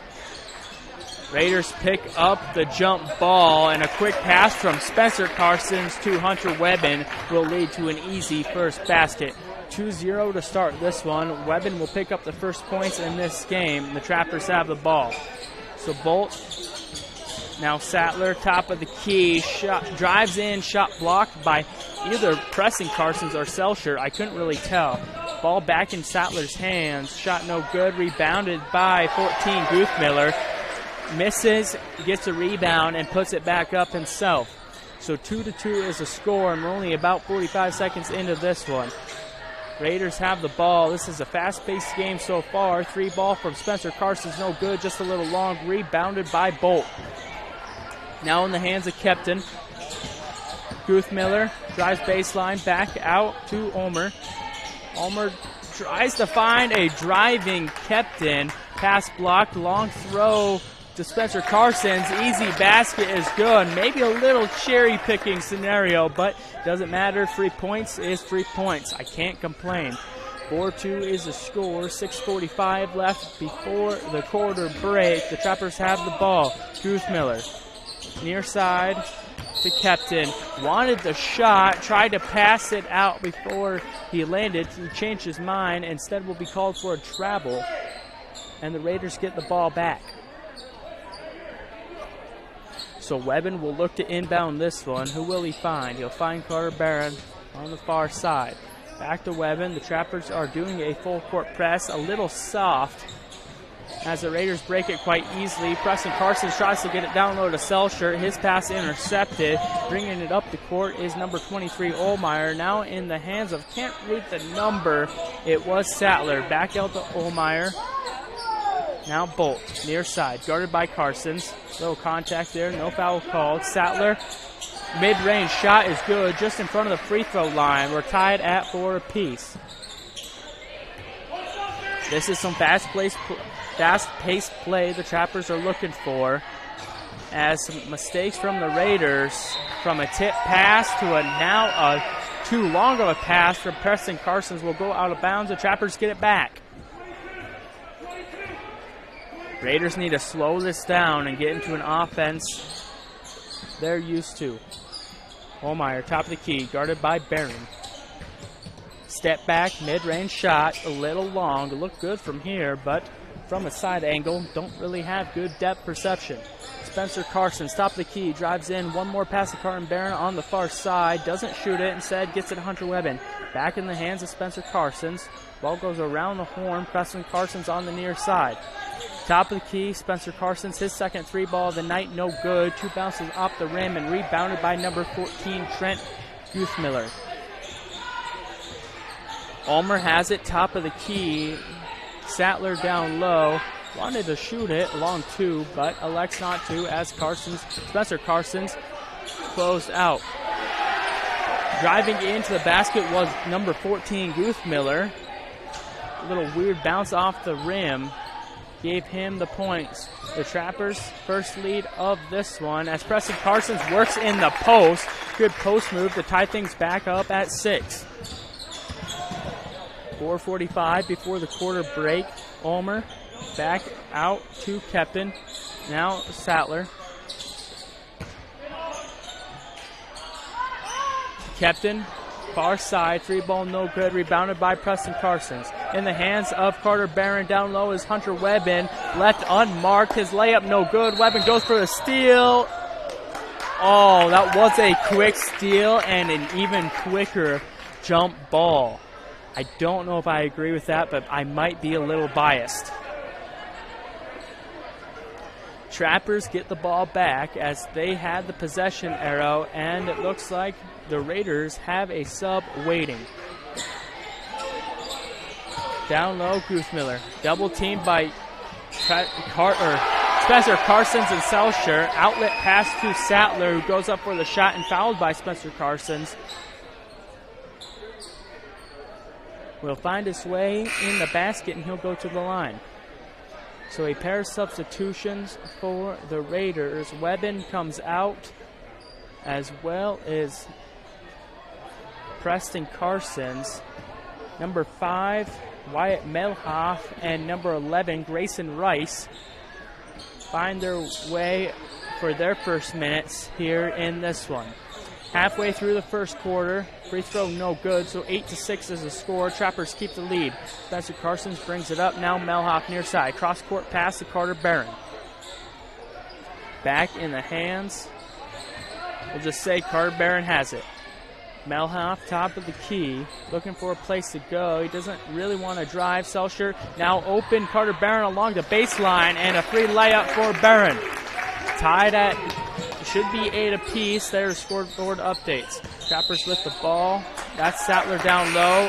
Travel is called. I think it was on Sattler. Could have been a late whistle as that ref was a little far away. And we have the first sub from the Trappers. Trayton Bolt comes out, and it looks to be number 12, Eric Buchler. I don't know if I pronounced that right, but that's what we're going to roll with. Buchler comes in. Raiders with the ball. Spencer Carsons drives baseline on the near side. One more pass to Carter Barron. Another one to Grayson Rice. Rice tries to get rid of it. Pass blocked right back into his hands. Self-shirt down low. Loses the ball. Melhoff far side. Looking for a place to go. Tries to find Spencer Carsons. Instead tipped and intercepted by Kepton. Now Buchler. Near side. To Sattler. Guarded by Barron. Bowler, top of the key. Gets a screen for himself. Open look. No good. Rebounded by Grayson Rice. Spencer Carsons will bring it up the court for the Raiders. Looks for a place to drive. Step back, pull up jumper is good for 2, and the Raiders take the lead back once again. 10-8, 2.5 minutes left in the quarter. Kepton has the ball top of the key, guarded by Wyatt Melhoff. Sattler, now Buchler. Tries to get it down low to Guthmiller. Ball rolls out of bounds, so the Raiders get it back.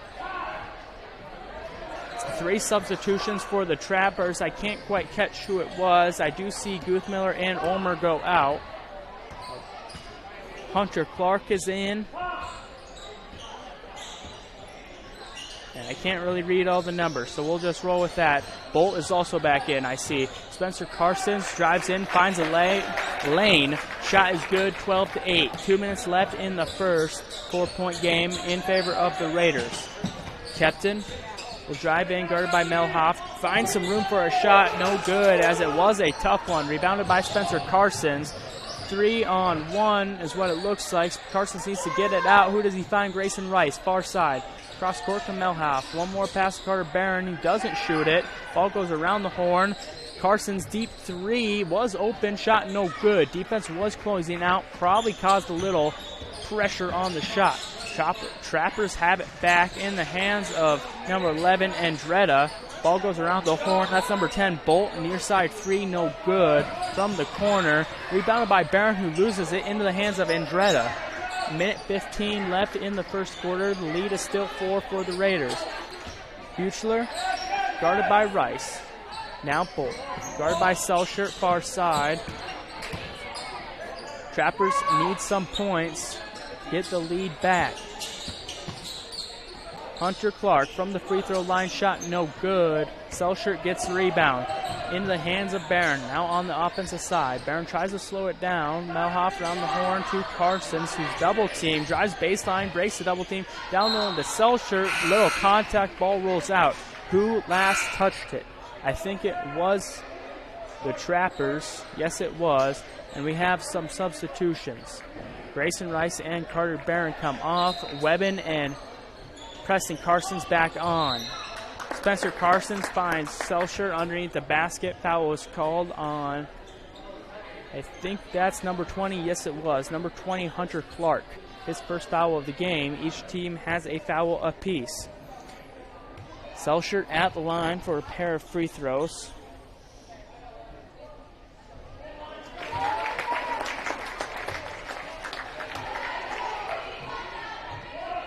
And the first one is good. Lead is 5, 13-8. Grayson Rice comes back on, and Spencer Carsons comes off. So it looks like the Raiders just wanted to make one substitution instead of 2, as Rice is right back on the floor. Second free throw is good from Selshert, so he knocks down both in a pair. 35 seconds left. 6 seconds separate the game clock and shot clock. Foul called, travel on number 12, Buechler. So 31.6 seconds left. Shot clock is now off. Selshert comes off. Spencer Carsons back on. A lot of just changing rotations from the Raiders here. Hard to keep track. 25 seconds left. Melhoff has it in his hands. Now Webbin. Webbin, top of the key, double teamed into the hands of Melhoff. Wide open Grayson Rice, not a clean pass, doesn't get a chance for a shot. 12 seconds left, Spencer Carsons. Double team, now pressing Carsons. I want him to shoot it, no he doesn't. Now big contact as Preston Carsons gets it to Melhoff, who collides with, I think that was number 4, Kenny Kubal. I think he just got the wind knocked out of him. Unfortunate contact by both parties. Wyatt Melhoff comes off and Selshert back on. 4 seconds left in the hands of Webbin. Now Spencer Carsons at a buzzer beater shot, no good, a little short. So that's the first quarter. I felt like that was a fast one, but it also felt like it took forever, so I don't know. Maybe I'm crazy. Anyhow, 14-8 is the score. The Raiders have the lead. We'll take a quick commercial break and be back for the start of the second from the Gayville-Volin Raiders on YouTube.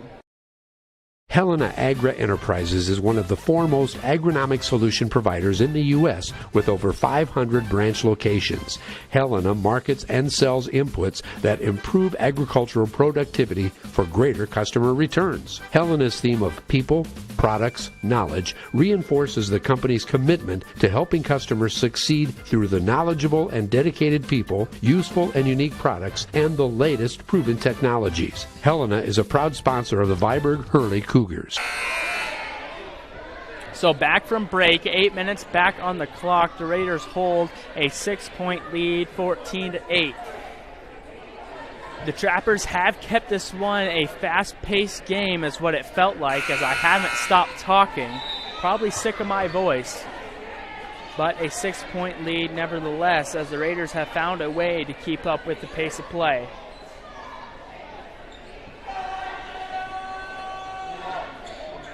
Raiders do get the ball here in the second quarter, as Carter Barron, Webbin, Spencer Carsons, Preston Carsons, and number 13,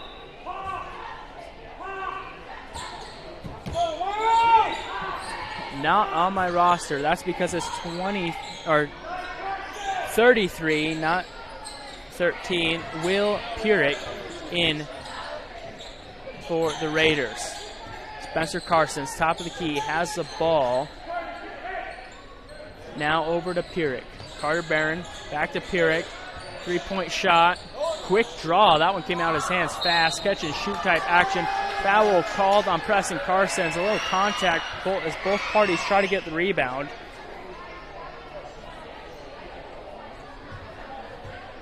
So that will be Preston Carson's first foul and the first foul of the second quarter.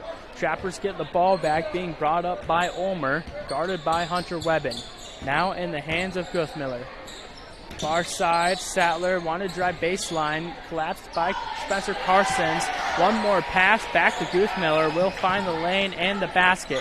4-point game. Raiders have the ball. Webbin to Barron, top of the key, back to Webbin. Zone action from the Trappers as they try to navigate a way to stop this Raiders team. Spencer Carsons almost loses it, gets it back off the lost ball. Ref is saying no good, timeout instead. It will only be a half timeout as the Raiders called the timeout. Maybe a little panic as Spencer Carsons lost control of the ball there.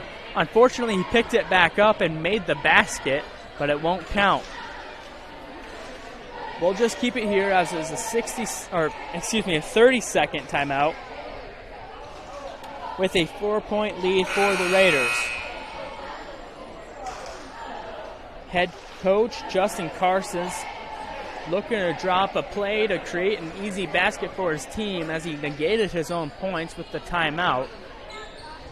They should be able to get something going as they have found a bunch of easy points throughout the game so far.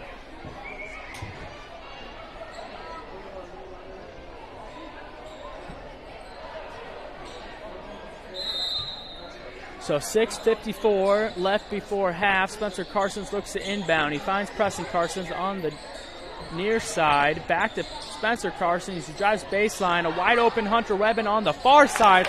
Three ball is good. Extends the lead to 7. Webbin has 5 points so far in this one. Trappers with the ball again. Ulmer, top of the key, guarded by Webbin, drives in. A little pump fake, dives in, finds a basket for 2 points. That's Ulmer's first points of the game, which is almost surprising. I feel like he's had the ball a lot more than that. Carter Barron, top of the key, now Preston Carsons. Down low to Purick. Shot is good. Purick finds his first basket early on in a short amount of minutes. Wide open Guthmiller, blocked by Preston Carsons, and a foul called. I thought Guthmiller was left unattended, and he was, but a good recovery from Preston Carsons to get a block off. Unfortunately, it's dinged for a foul. Preston Carsons now has 2.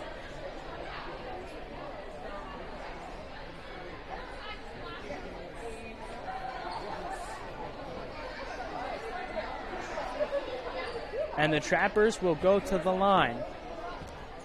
Little confusion from the referee in the scores table as they wrote number 3 down instead of 30. And Preston Carsons will be subbed off in favor of Nate Selcher. The Trappers also make a change. Trayton Bolt comes off. And I can't quite see the number of the Trapper that came on. That's number 12, Eric Buchler. So 6 minutes before half, free throw is good. 19-13 is the score. Carter Barron, top of the key. Now Pierrick, wide open. Webben, a little late of a pass. Still gets a shot off. Rebounded by Selshert as Webben's shot misses. Selshert picks up 2 points and extends the lead to 8.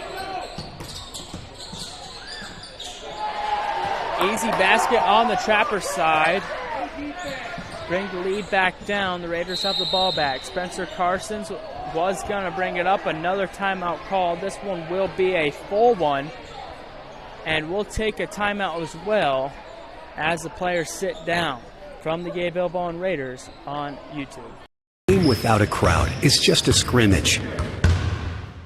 A performance without an audience is just a rehearsal.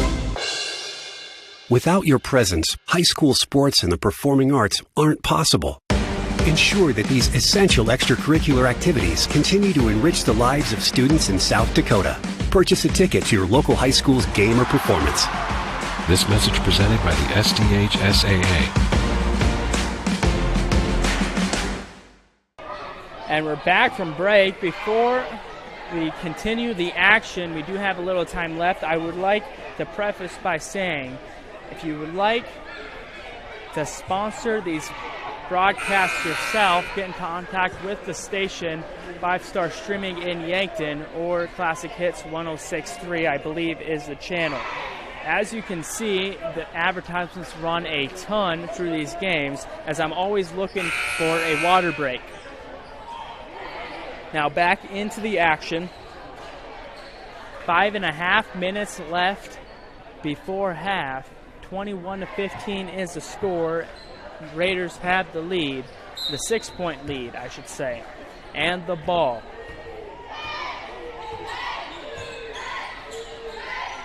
Pierrick, top of the key, now Barron. Webben down low to Selshert. Triple team, loses the ball. Luckily, Pierrick was there to get it back. A sloppy pass from Pierrick, intercepted, and the Trappers will get a free basket. That is Bryce Sattler scoring on the easy layup. Sattler has 8 for his team, 8 of the 17 so far in this one. Barron with the ball back in his hands, top of the key, now Selshert. Back to Barron, wide open for 3. He shoots it, shot no good, just a little long. Rebounded by Guthmiller. Now in the hands of Ulmer. Top of the key, guarded by Webben. Buchler, far side, looking for a place to go. He finds Sattler, guarded by Pierrick. Sattler drives back out to Guthmiller. Ball is going around the horn. The Trappers look for a shot. Good defense from the Raiders. As I say that, Guthmiller will find his way to the hoop and puts it in. 3-point game now, as the Raiders have slowed down a little bit in terms of scoring. Barron almost loses the ball there, does pick it up in the hands of Spencer Carsons, who drives in, picks up his dribble. Now Pierrick, 4-3, high shot no good, and that will go out of bounds. Clock stops at 4:02, and the Trappers get the ball back. Substitution, number 20, Hunter Clark, comes in, and Bryce Sattler will check out.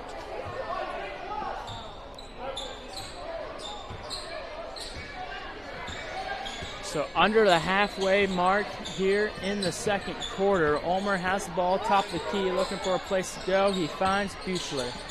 Back under to Ulmer. Contact, nothing called. Ulmer loses it in the hands of Spencer Carsons. One more pass to Carter Barron. Goes for the layup shot. No good. Hits underneath the rim. Hopefully I wasn't talking too fast, as Barron's missed shot will eventually go out of bounds. Last touch by the Trappers.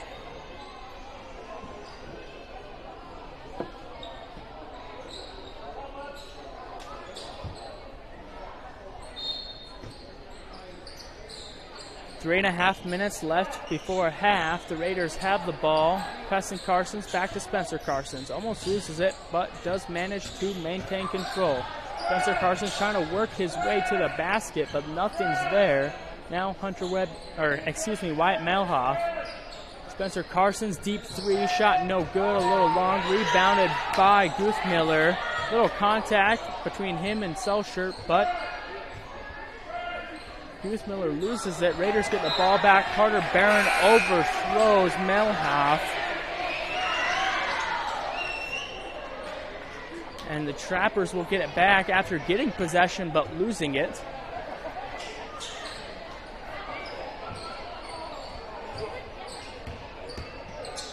So Trappers now, offensive side of the court. Guthmiller drives in, loses the ball. It looks like it went off a foot or a knee. Foul called. I think this will be on Carter Barron. A little reach potentially. Yes, it is on Carter Barron. And the Raiders have 3 fouls on the quarter. The Trappers have the ball back. Ulmer wanted the three-point shot, doesn't get it. Instead, keeps Guthmiller down low. And a little hook shot over Selshirt's head does fall. We're tied at 21. The Raiders were holding a comfortable lead, but that comfortable lead has now shrank to nothing. Selshert underneath, tries to force his way to the hoop. He draws contact. And will go to the line. Ding for the foul will be number 14, Trent Guthmiller. His first foul of the night. Guthmiller has 11 points, of the 11 of the 21 for his team. He's kind of said, I'm going to put the team on my back and do it all.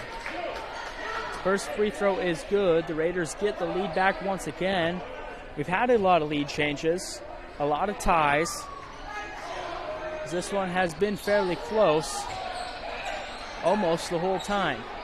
2.5 minutes before half. The second quarter has really slowed down compared to the first. It feels like it's taken forever. But enough of me talking about nonsense. Trappers have the ball. 3 ball by number 11, Jarrett Andretta. No good. Rebounded by what looks to be the Raiders. Foul was called. Trappers are not happy about that one. Dinged on the foul will be number 20, Hunter Clark. His second foul of the night, and we'll have a substitution. Sattler comes on, Ulmer comes off, and the Raiders have the ball.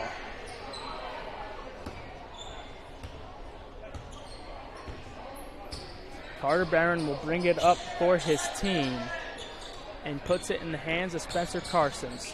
Back to Barron, near side. Now Melhoff, top of the key, back to Carsons. Carsons double team down low, finds Preston Carsons on the perimeter, doesn't shoot it, gets it to Hunter Barron, who's double teamed again. The Trappers are liking this double team, but there's always a Raider open if they can find one. Carsons loses it as he tries to take it back to the basket himself. He had 2 open Raiders, but he doesn't find them. Minute 40 left before half, and that should have been a charge. Instead, a 3 ball from number 12, Buechler. No good, and now contact. I think this was off-ball contact on number 5, Wyatt Melhoff. So Trappers keep the ball, and Melhoff will pick up a foul. I think that's Melhoff's first foul. As Selshert comes out, Hunter Webben comes on, and for the Trappers, Guthmiller comes off. And I don't know who came on for him. I think it was Trayton Bolt. Shot from Buechler, no good. The Raiders get the rebound in the hands of Carter Barron, excuse me. Preston Carsons down low, no look pass to Hunter Webben, back out to Spencer Carsons, 3 ball, no good. Carsons just cannot seem to buy a shot tonight. Minute before half, Trappers with the ball. Andretta, cross court to Buechler, guarded by Preston Carsons, down low is Bolt. Finds a shot at the basket. It rolls all the way around the rim and rebounded by Spencer Carsons. Carsons needs to look for an outlet pass. Foul called. Shot no good. 49 seconds left.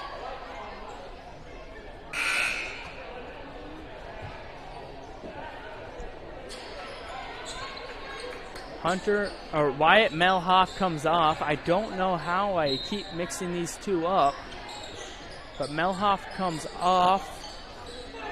And I don't know who came on, but anyway, Preston Carsons makes a three to extend the lead to 4 with 40 seconds left. Trappers with the ball in the hands of Bolt. Back out to Keppen. 3-ball shot contested by Carson. Shot no good. Rebounded by Barron. 25 seconds left before half. Barron with the ball. Shot clock is off. Guarded by Sattler. Now in the hands of Spencer Carsons. 15 seconds left. Hunter Webbin on the far side. Pretty much at the top of the key. Now we're at 10. Preston Carsons for 3, just made one, and bang, he makes the second one. 28-21. I told you he is good at shooting. Now a 3-ball from Sattler at the buzzer, no good. And the Raiders keep the 7-point lead after a scare and a big run from the Trappers. So that is half, folks.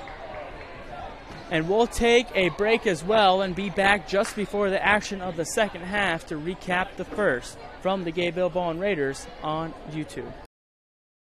At Merchant State Bank, with locations in Freeman, Hurley, Viborg, and Irene, they offer big bank products with a small town service to meet your financial needs and promote economic stability and growth within the communities they call home. Visit them online at msvsd.com to learn more about the services they offer. Merchant State Bank is a proud sponsor of the athletic and academic activities in the communities they serve, hoping this season is a memorable one. From Merchant State Bank, member FDIC, an equal housing lender. Good luck, Viborg Hurley Cougars. From Dakota Ace Hardware Viborg, cheering you on, Dakota Ace Hardware Viborg has been supporting the communities of Viborg Hurley, Parker, Irene Wakanda, and Centerville since 1994 and offers everything from paint to plumbing and electrical and lawn and garden. Good luck to the Cougars. From your locally owned Dakota Ace Hardware in Viborg. Go Cougars!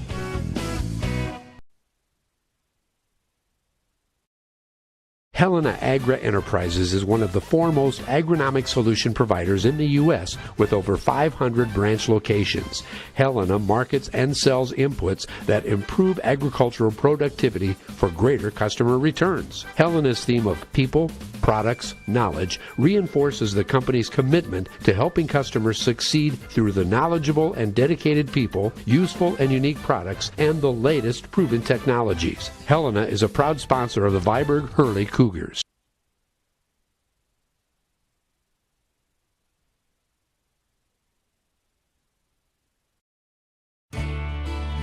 Trust Ackerman Heating and Air Conditioning in Viborg for all your HVAC needs. Ackerman Heating and Air Conditioning features Coleman Heating and Cooling Units. The Coleman name is a trusted icon in America. Known for the rugged dependability and tremendous value, Coleman products stand the test of time.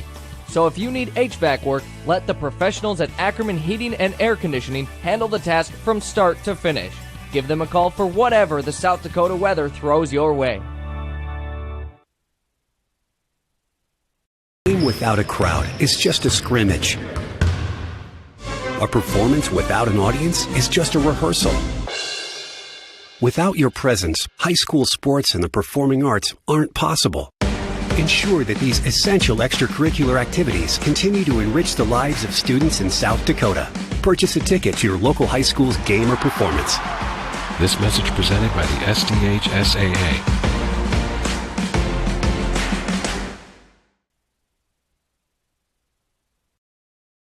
At Merchant State Bank, with locations in Freeman, Hurley, Viborg, and Irene, they offer big bank products with a small town service to meet your financial needs and promote economic stability and growth within the communities they call home. Visit them online at msvsd.com to learn more about the services they offer. Merchant State Bank is a proud sponsor of the athletic and academic activities in the communities they serve, hoping this season is a memorable one. From Merchant State Bank, member FDIC, an equal housing lender. Good luck, Viborg Hurley Cougars. From Dakota Ace Hardware Viborg, cheering you on, Dakota Ace Hardware Viborg has been supporting the communities of Viborg Hurley, Parker, Irene Wakanda, and Centerville since 1994 and offers everything from paint to plumbing and electrical and lawn and garden. Good luck to the Cougars. from your locally owned Dakota Ace Hardware in Viborg. Go Cougars! Helena Agra Enterprises is one of the foremost agronomic solution providers in the U.S. with over 500 branch locations. Helena markets and sells inputs that improve agricultural productivity for greater customer returns. Helena's theme of people, products, knowledge reinforces the company's commitment to helping customers succeed through the knowledgeable and dedicated people, useful and unique products, and the latest proven technologies. Helena is a proud sponsor of the Viborg-Hurley Cougars. Trust Ackerman Heating and Air Conditioning in Viborg for all your HVAC needs. Ackerman Heating and Air Conditioning features Coleman Heating and Cooling Units. The Coleman name is a trusted icon in America. Known for the rugged dependability and tremendous value, Coleman products stand the test of time. So if you need HVAC work, let the professionals at Ackerman Heating and Air Conditioning handle the task from start to finish. Give them a call for whatever the South Dakota weather throws your way. A game without a crowd is just a scrimmage. A performance without an audience is just a rehearsal. Without your presence, high school sports and the performing arts aren't possible. Ensure that these essential extracurricular activities continue to enrich the lives of students in South Dakota. Purchase a ticket to your local high school's game or performance. This message presented by the SDHSAA.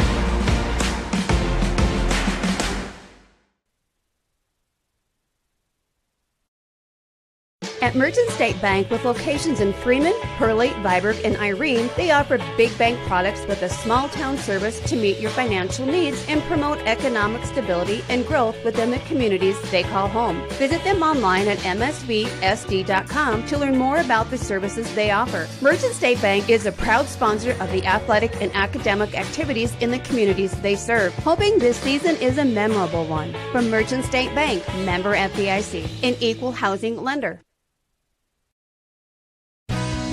Good luck, Viborg-Hurley Cougars. From Dakota Ace Hardware Viborg, cheering you on, Dakota Ace Hardware Viborg has been supporting the communities of Viborg-Hurley, Parker, Irene, Wakanda, and Centerville since 1994 and offers everything from paint to plumbing and electrical and lawn and garden. Good luck to the Cougars. From your locally owned Dakota Ace Hardware in Viborg.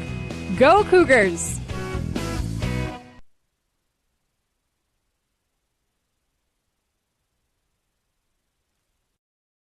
Helena Agra Enterprises is one of the foremost agronomic solution providers in the U.S. with over 500 branch locations. Helena markets and sells inputs that improve agricultural productivity for greater customer returns. Helena's theme of people, products, knowledge reinforces the company's commitment to helping customers succeed through the knowledgeable and dedicated people, useful and unique products, and the latest proven technologies. Helena is a proud sponsor of the Viborg-Hurley Cougars. And we're back from break, 2.5 minutes before the second half starts, so we'll recap the first half. The Raiders hold a 7-point lead currently, but it wasn't all sunshine and rainbows from there. The Raiders started out strong, even through this fast pace of play that the Trappers have held all first half long. After the first quarter, not period, after the first quarter, the Raiders held a decent lead like this one in a good spot, but a quick run from the Trappers team brought them back tied at 21. It wasn't until two back-to-back threes from Preston Carsons gave the Raiders the spark and the 7-point lead. I wish I had stats for you, but to toot my horn a little bit more, I did say before the game that they were going to need not they were going to need, but I would like to see Preston Carsons have the green light and shoot more threes. He seemed a little hesitant at the beginning of the game, but soon found a spot like we've seen at the end of the first half to make back-to-back threes and give his team the lead. The Trappers, on the other hand, I said they were going to need to keep a fast pace going, and they have done that. Unfortunately, it hasn't been as easy as even I would have thought. They did keep it tied for a good while, but unfortunately they let up 2 threes, and a little out of controlness on the defense left Preston Carson's wide open to make them. We'll have to see what the second half brings as we are about to start that action. We'll take a 30-second commercial break. We'll be back with the start of the second half right after from the Gayville-Volin Raiders on YouTube. Trust Ackerman Heating and Air Conditioning in Viborg for all your HVAC needs. Ackerman Heating and Air Conditioning features Coleman heating and cooling units. The Coleman name is a trusted icon in America. Known for the rugged dependability and tremendous value, Coleman products stand the test of time. So if you need HVAC work, let the professionals at Ackerman Heating and Air Conditioning handle the task from start to finish. Give them a call for whatever the South Dakota weather throws your way. And just as time as the buzzer sounds, we are back for the start of the second half of action. The Raiders hold a 7-point lead, like I said moments ago before the break, and the Trappers start this half with the ball. Isaiah Omer will be the one at the point for this Trappers team, guarded by Hunter Webben. Now in the hands of Sattler, around the horn to Keppen. Trappers looking for some space and an open shot. Probably a three-pointer is what they're going to end up with. Guthmiller back. There's Rattler across court to Kepton. Far three, no good. Rebounded by Bolt. Offensive rebound for the Trappers. Gives them another chance and a fresh shot clock. Guthmiller back out to Omer. Puts up the three. Just short, no good. Another offensive rebound, this time by Sattler. As now the ball is loose. Raiders get it back. It looks like it. Barron with a good second effort to get it back. And the Raiders have it for their first offensive possession of the second half. Minute through the third quarter. Carter Barron has it on the far side. Hunter Webben now in the far corner. As the Raiders put the ball around to everybody, some contact. It will be offensive, so the Trappers get it back. You could probably argue that call both ways, but I don't know basketball, so I'm going to agree with the ref. A charge on Spencer Carsons will give the Trappers the ball back. With 6:40 left in the third quarter.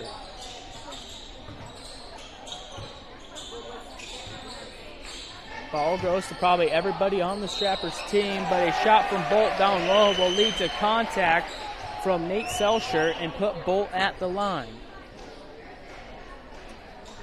That's Selshert's first foul of the night, second team foul for the Raiders. As Bolt looks to knock down a pair. First one no good though as it rolls in and out.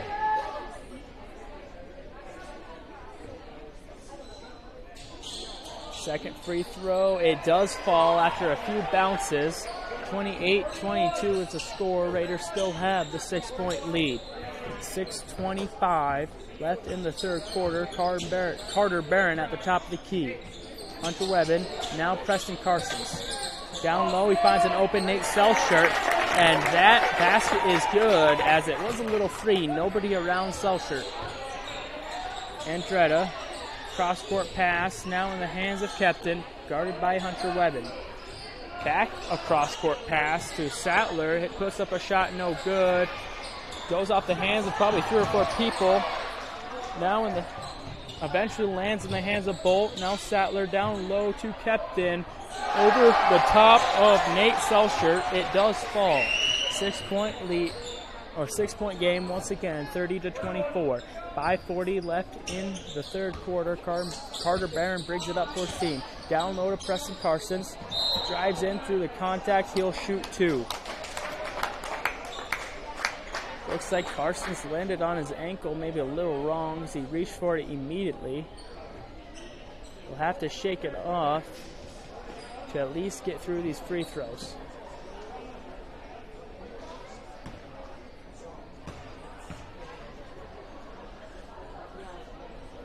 First free throw is good.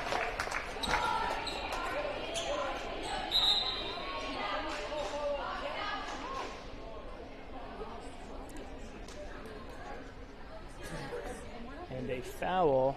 That'll be on number 14, Trent Guthmiller.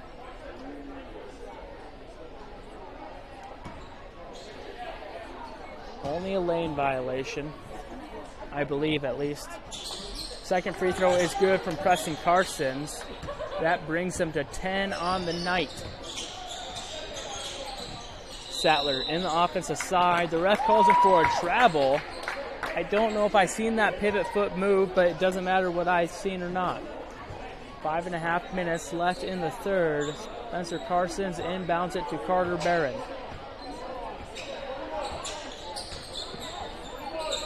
Hunter Webben, far side, back in the hands of Preston Carsons. Top of the key, back to Webben. Still on the far side. As the Raiders are looking for some kind of play, they find a man. Preston Carsons open on the near side shot. The ball just short off the front of the rim. And the Trappers get the rebound. Pull up three for Kepton is good on top of Carson Barron, who is there to contest, just not there enough, I guess. We're under the 5-minute mark here in the third quarter. Lead is 5 in the hands of Spencer Carsons, who looks to drive in, back out to Carter Barron. Barron will look for a pass as he gives it right back to Spencer Carsons. A little fake. Hezzy cross court to Carter Barron. Pokes free from Andretta. Back in the hands of Hunter Webben. Drives baseline shot good.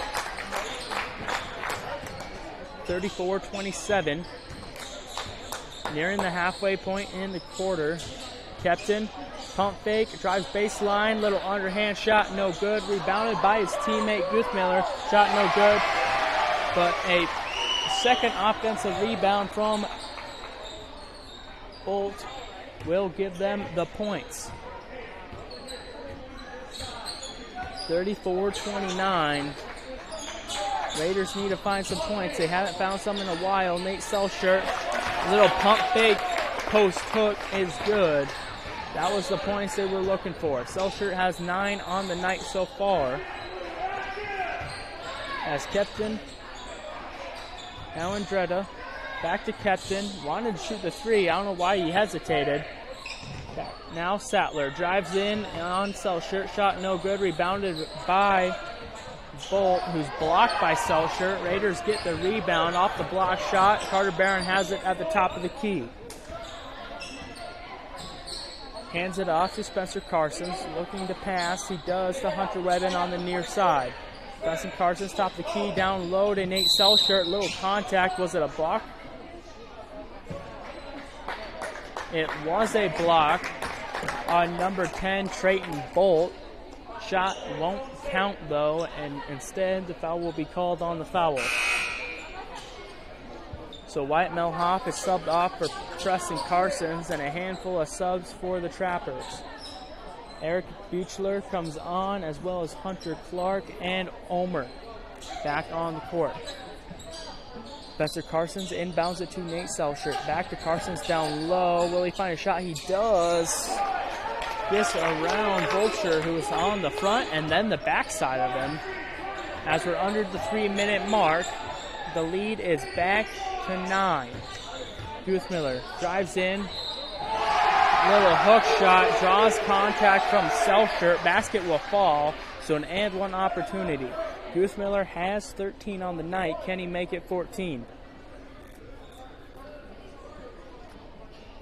Selshert claims to not have drawn any contact. I think he's a little confused on where the contact was at, but nevertheless, it was a foul.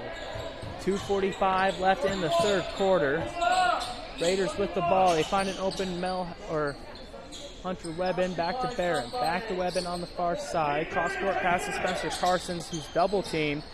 They need to find the open player. They find Hunter Webbin. Open at three-point line. Shot no good. Rebounded by Nate Selshert. Ball goes around the horn. Carter Barron. Now Carsons. Near side. Three ball. Doesn't fall. A little deep off the back of the rim. 2 minutes left to go in the quarter.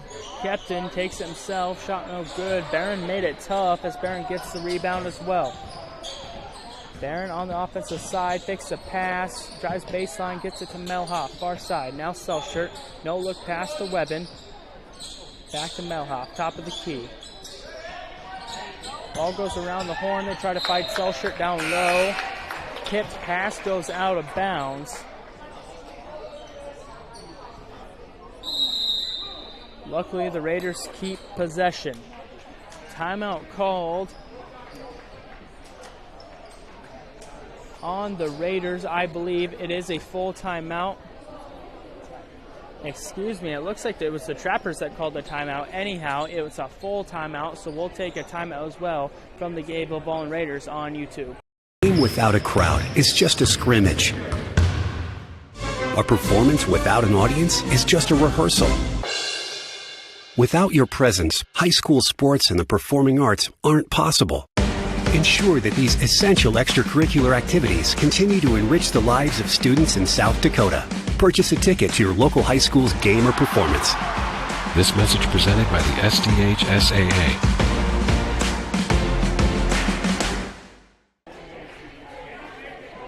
Back from the commercial break, the Raiders still hold a 7-point lead, the same 7-point lead they've had since half. 38-31 is the score. We're under 2 minutes left in the quarter. The Raiders do have the ball underneath the basket along the baseline. We'll have to see what they come up with. There's 16 seconds on the shot clock, so they don't have a whole lot of time. Enough to get the ball around, but not enough to just sit on it.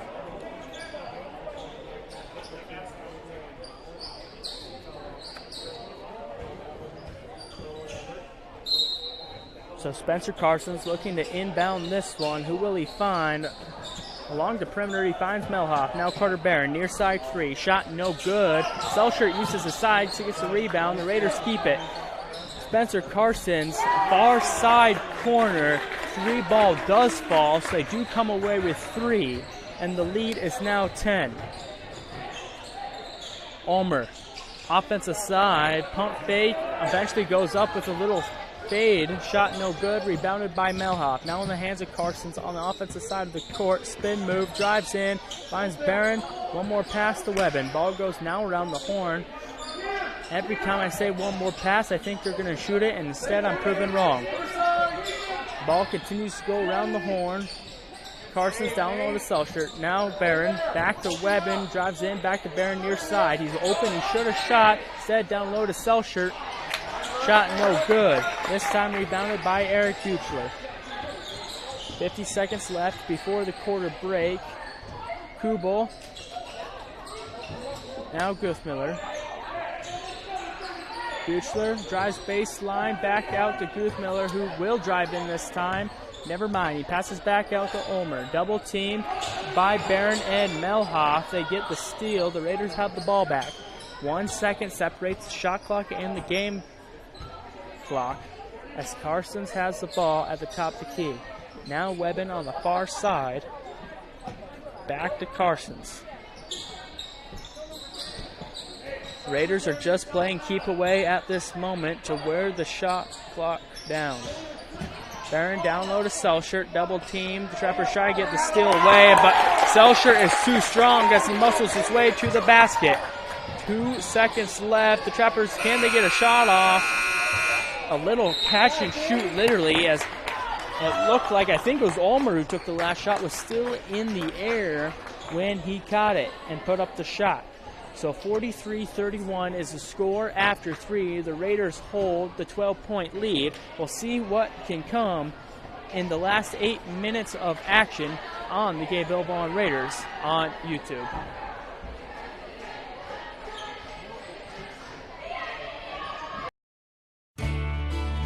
Trust Ackerman Heating and Air Conditioning in Viborg for all your HVAC needs. Ackerman Heating and Air Conditioning features Coleman Heating and Cooling Units. The Coleman name is a trusted icon in America. Known for the rugged dependability and tremendous value, Coleman products stand the test of time. So if you need HVAC work, let the professionals at Ackerman Heating and Air Conditioning handle the task from start to finish. Give them a call for whatever the South Dakota weather throws your way. Back from the break, as I just mentioned, 43-31 is the score. The Raiders lead. Final warning buzzer just sounds, so both teams should be on the court any moment. I believe the Trappers getting the ball. Nope, I'm wrong. Raiders will start this quarter out with the ball, as Hunter Webben will look to inbound to Carter Barron. They will face pressure from Bryce Sattler from the get-go. Now Carsons on the near side, back to Melhoff. Big pressure from Sattler. Ball almost crosses the half-court line, but the Raiders keep control. A wide open Melhoff, mid-range shot, no good. Who will get the rebound? Ball is loose, foul was called. I think that was on the Raiders. Yes, it was.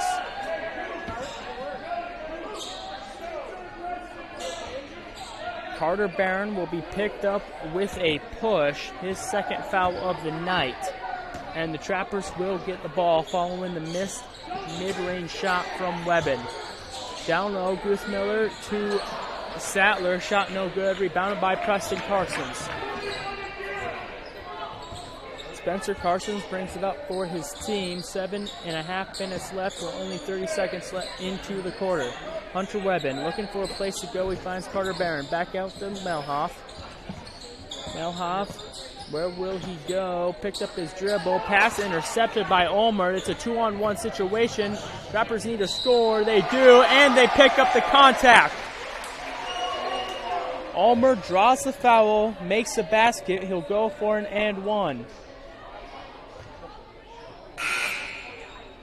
Ulmer only has 4 points on the night. This will be 5 if he makes a free throw.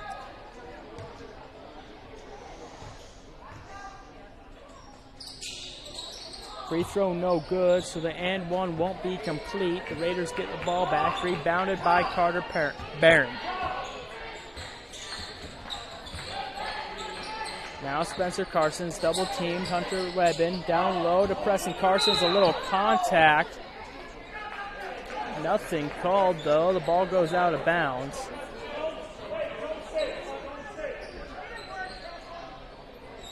But the Raiders keep possession of the ball.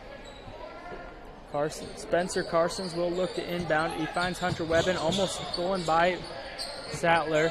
Near side three from Spencer Carsons, no good. It's short, rebounded by Bolt. Trappers have the ball. Kepton will bring it up.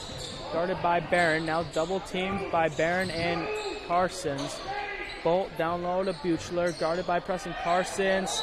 He wanted the shot. I think he twists his ankle. Travel called.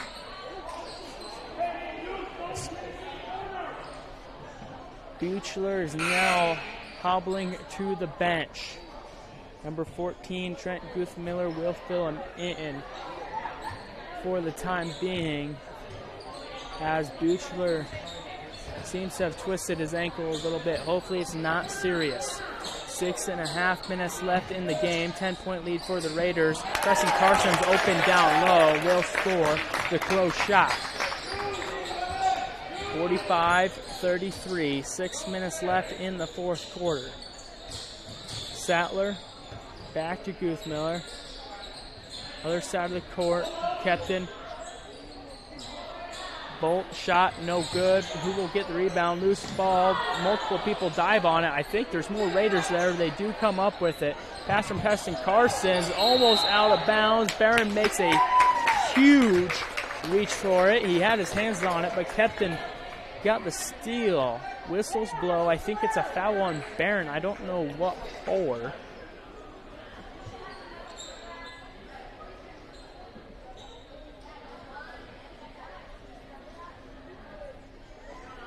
The refs will now talk it over at the scores table. I don't really know what happened. I think I had it wrong. I think Kepton stepped out of bounds once he got the steal. So the Raiders keep possession. Carsons has it on the far side. 5:42 left in the game. Carsons double team. Pull up jump shot is good. 47-33. Now the score. 14-point game. Spencer Carsons has hit double digits tonight in this one. Trappers on the offensive side. Bolt will be left wide open in a 2-on-1 situation to score an easy basket. Raiders now on offense. Carsons will look to drive. One more pass to Barron underneath. Trick the defense. They collapsed on Carsons, and Barron was wide open under the basket. Trappers now. Kepton on the far side gets it to Goothmiller. Guarded by Preston Carsons. Back to Kepton. 3-shot on Carter Barron's head. Barron was there with the defense, just not quick enough reaction time when Kepton pulled up the shot. 49-38 is the score. Barron drives in, looks to pass it back out. He does. Spencer Carsons for 3, shot no good. Rebounded by Ulmer. Long pass to Sattler. Sattler wasn't ready for it. Off his hand, off his shin, now out of bounds. Whistles blow. It's a timeout on the Scotland-Menno Trappers. This is only a 30-second timeout, so we'll just keep it here. A lot of fast-paced Let me just start over. A lot of fast-paced play in the last couple of minutes of action. A lot of loose balls. Raiders are going to need to look to slow things down and stay in the rhythm that they're in. 49-38, 4.5 minutes left in this game. There's plenty of time for the Trappers to come back and win it, but they'll need a spark. It should be Raider ball following the timeout. Raiders will get a chance to extend the lead even farther.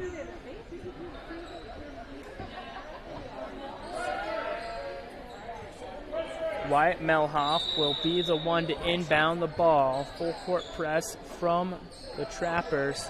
Melhoff finds Hunter Webben, and there will be a ton of passes to break this press. Back to Webben on the far side, guarded by Sattler. Webben trips. He does get the pass off. Webben is hurt. Slow to get up.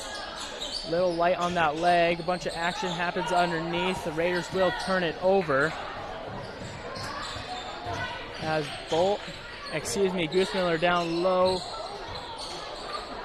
I have a whole bunch of names wrong. It was Goothmiller with the ball down low. He tripped and lost it. Raiders get the ball back. We're under the halfway point in the quarter. Wyatt Melhoff near side. He doesn't even think about shooting. Back to Spencer Carson. Little runner from the free throw line is good. And timeout called. I think that will be a timeout to get Hunter Webben out of the game. We'll have to see if Webben walks it off or if he's just subbed out. So 3:49 left in this one. The Raiders still keep their foot on the gas. 51-38. The lead is now 13. Raiders just need to play solid basketball in the final minutes to close things out. Don't do anything special. Just hold the ball, score the open shots, and play solid defense. A lot harder than it sounds. As we come back from the break. Trappers do have the ball, as Bolt will look to inbound this one to Ulmer. Ulmer guarded by Wyatt Melhoff, looking for a place to go. Goes around the perimeter, now down low, kind of along baseline. Looks back and forth, elects a fade away mid-range jump shot. Is fouled by Wyatt Melhoff. Justin Carsons is not happy with this one. He claims Melhoff went straight up, but Melhoff will be dinged with the foul anyways. That's Melhoff's third foul of the game. First free throw by Ulmer is good, and Trayton Bolt will come off in favor of number 12, Eric Buchler.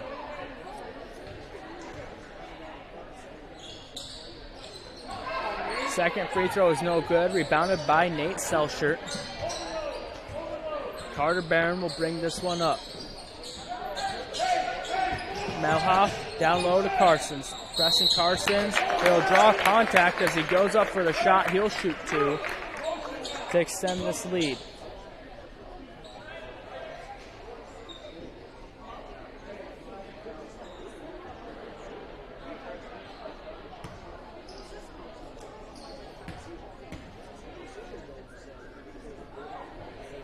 First free throw from Preston Carsons is no good as it rattles off the front of the rim.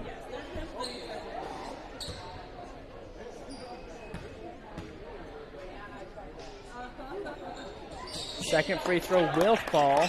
52-39 is the score. Trappers get it back and bring some pace. Ulmer keeping himself guarded by Melhoff. Now in the hands of number 12, Buchler. His three shot no good. Long rebound picked up by Melhoff. Gets it down low to Carsons who drives baseline. My angle, he stepped out, but the ref was not there to see it. Preston Carsons top the key, tells his team to slow down, and then hands it off to Spencer Carsons.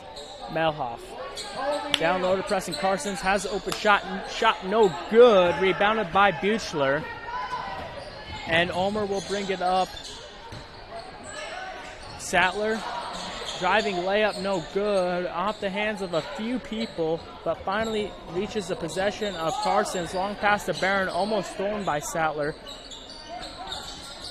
But the Raiders will keep control. Selshert, tie up, foul called. It should be on number 2, Bryce Sattler.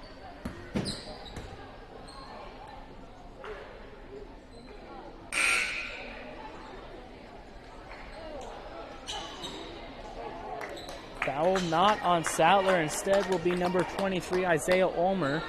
His first foul of the game. Spencer Carsons inbounds it to Nate Selshert. Now another foul called. A hold on Ulmer again is what it looked like. So the Raiders will inbound once again.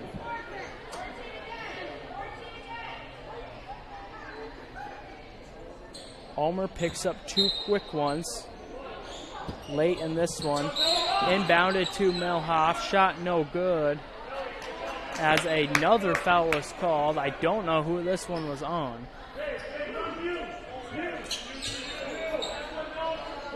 Ding for the foul will be number 3, Corey Kepton. And the Raiders will do a third inbound. Melhoff this time looking to inbound. He finds Spencer Carsons guarded by Ulmer. Carsons drives, pull-up jumper, nothing but net. Ulmer did all he could to stop that one, but it wasn't enough. Trappers back with the ball, and a push is called on number 5, Melhoff. So Melhoff will now have 4 fouls, I believe. Yes, he will. Melhoff is the only one on either team in foul trouble. With 2 minutes left to play, Trappers keep the ball. They look to inbound. Hunter Clark, top of the key. Now Kubel, guarded by Melhoff. Andretta. Bolt, guarded by Selshert, goes up for a shot, no good. There might have been contact, nothing called. Under 2 minutes now. Bolt tries to steal it from Barron as Barron picks it up the court. Now a foul is called on number 10. That's going to be Bolt. Both teams are now in the bonus with a lot of fouls coming in the final moments of this game. So Carter Barron will shoot 2. First free throw is good from Barron to extend the lead even farther. The Raiders will make probably their final subs as the young guys will come on the court. Grayson Rice, Will Pierrick, Isaac Kruger, Nate Larson are the 4 subs from this Raiders team. And Carter Barron, the last starter, will get subbed off for Caden Los, number 45. So an all-young team from this Raider team. As the Trappers lose it, a big diving effort from, what's his number? That's number 2, Nate Larson. I think he slides out of bounds. So the Trappers will keep the ball, but what an effort from Nate Larson. Diving play. I wish he would have made the play. So that one could have went into his memory bank. On the offensive side, number 20, Hunter Clark goes up for a 3, no good. Rebounded by Bolt. Bolt will go up a second time and put it in. 56-41, minute left to play. Grayson Rice brings it up the court for the Raiders. Have to see what this young team can do. Close. Guarded by Garing, excuse me. Ball goes around the horn in the hands of Larson. Now Pierrick, near side, drives in, goes for the layup, little contact foul will be called. That's 2 shots for Will Pierrick. This one's all but over. 14-point lead and a pair of free throws for the Raiders. Under a minute to play.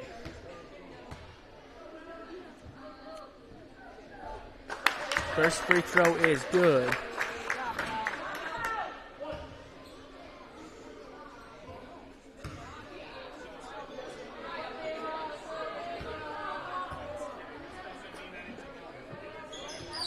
And so is the second one. Trappers get the ball in the final 50 seconds of regulation. Garing to Bolt. Around the horn, we'll find the hands of Andretta. Shot no good, rebounded by Bolt. Foul called, and the basket will fall, so Bolt will have a chance for an and one.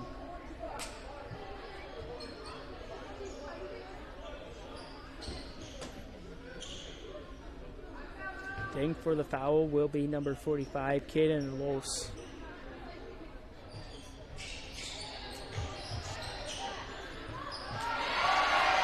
Missed free throw, rebounded by number 22 of the Trappers, Garing. Puts it back up, and the make basket. Raiders get the ball back, 58-45, final 30 seconds to play. Pierrick. Take the ball up, he has a full court press. Stolen from number 4, Kubel. Caught Pierrick lacking. And the Trappers bring it closer.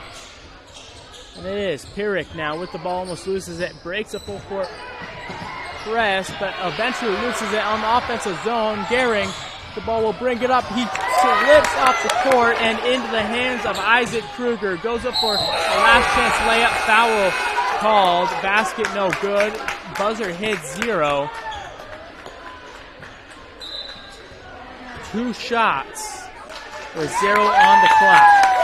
Isaac Kruger will get a chance to score points in this one with 0 on the clock.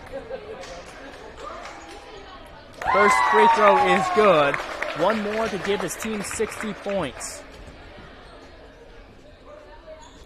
Second one, no good, so the Raiders will stay at 59. Regardless of how the free throws went, the Raiders do take the victory, 59-47. I won't keep you all here long. I'd like to say before we end, thank you for joining me here tonight. It was a pleasure having you. So one last time, the Lady Raiders pick up the win as well as the Man Raiders. Not the right terminology as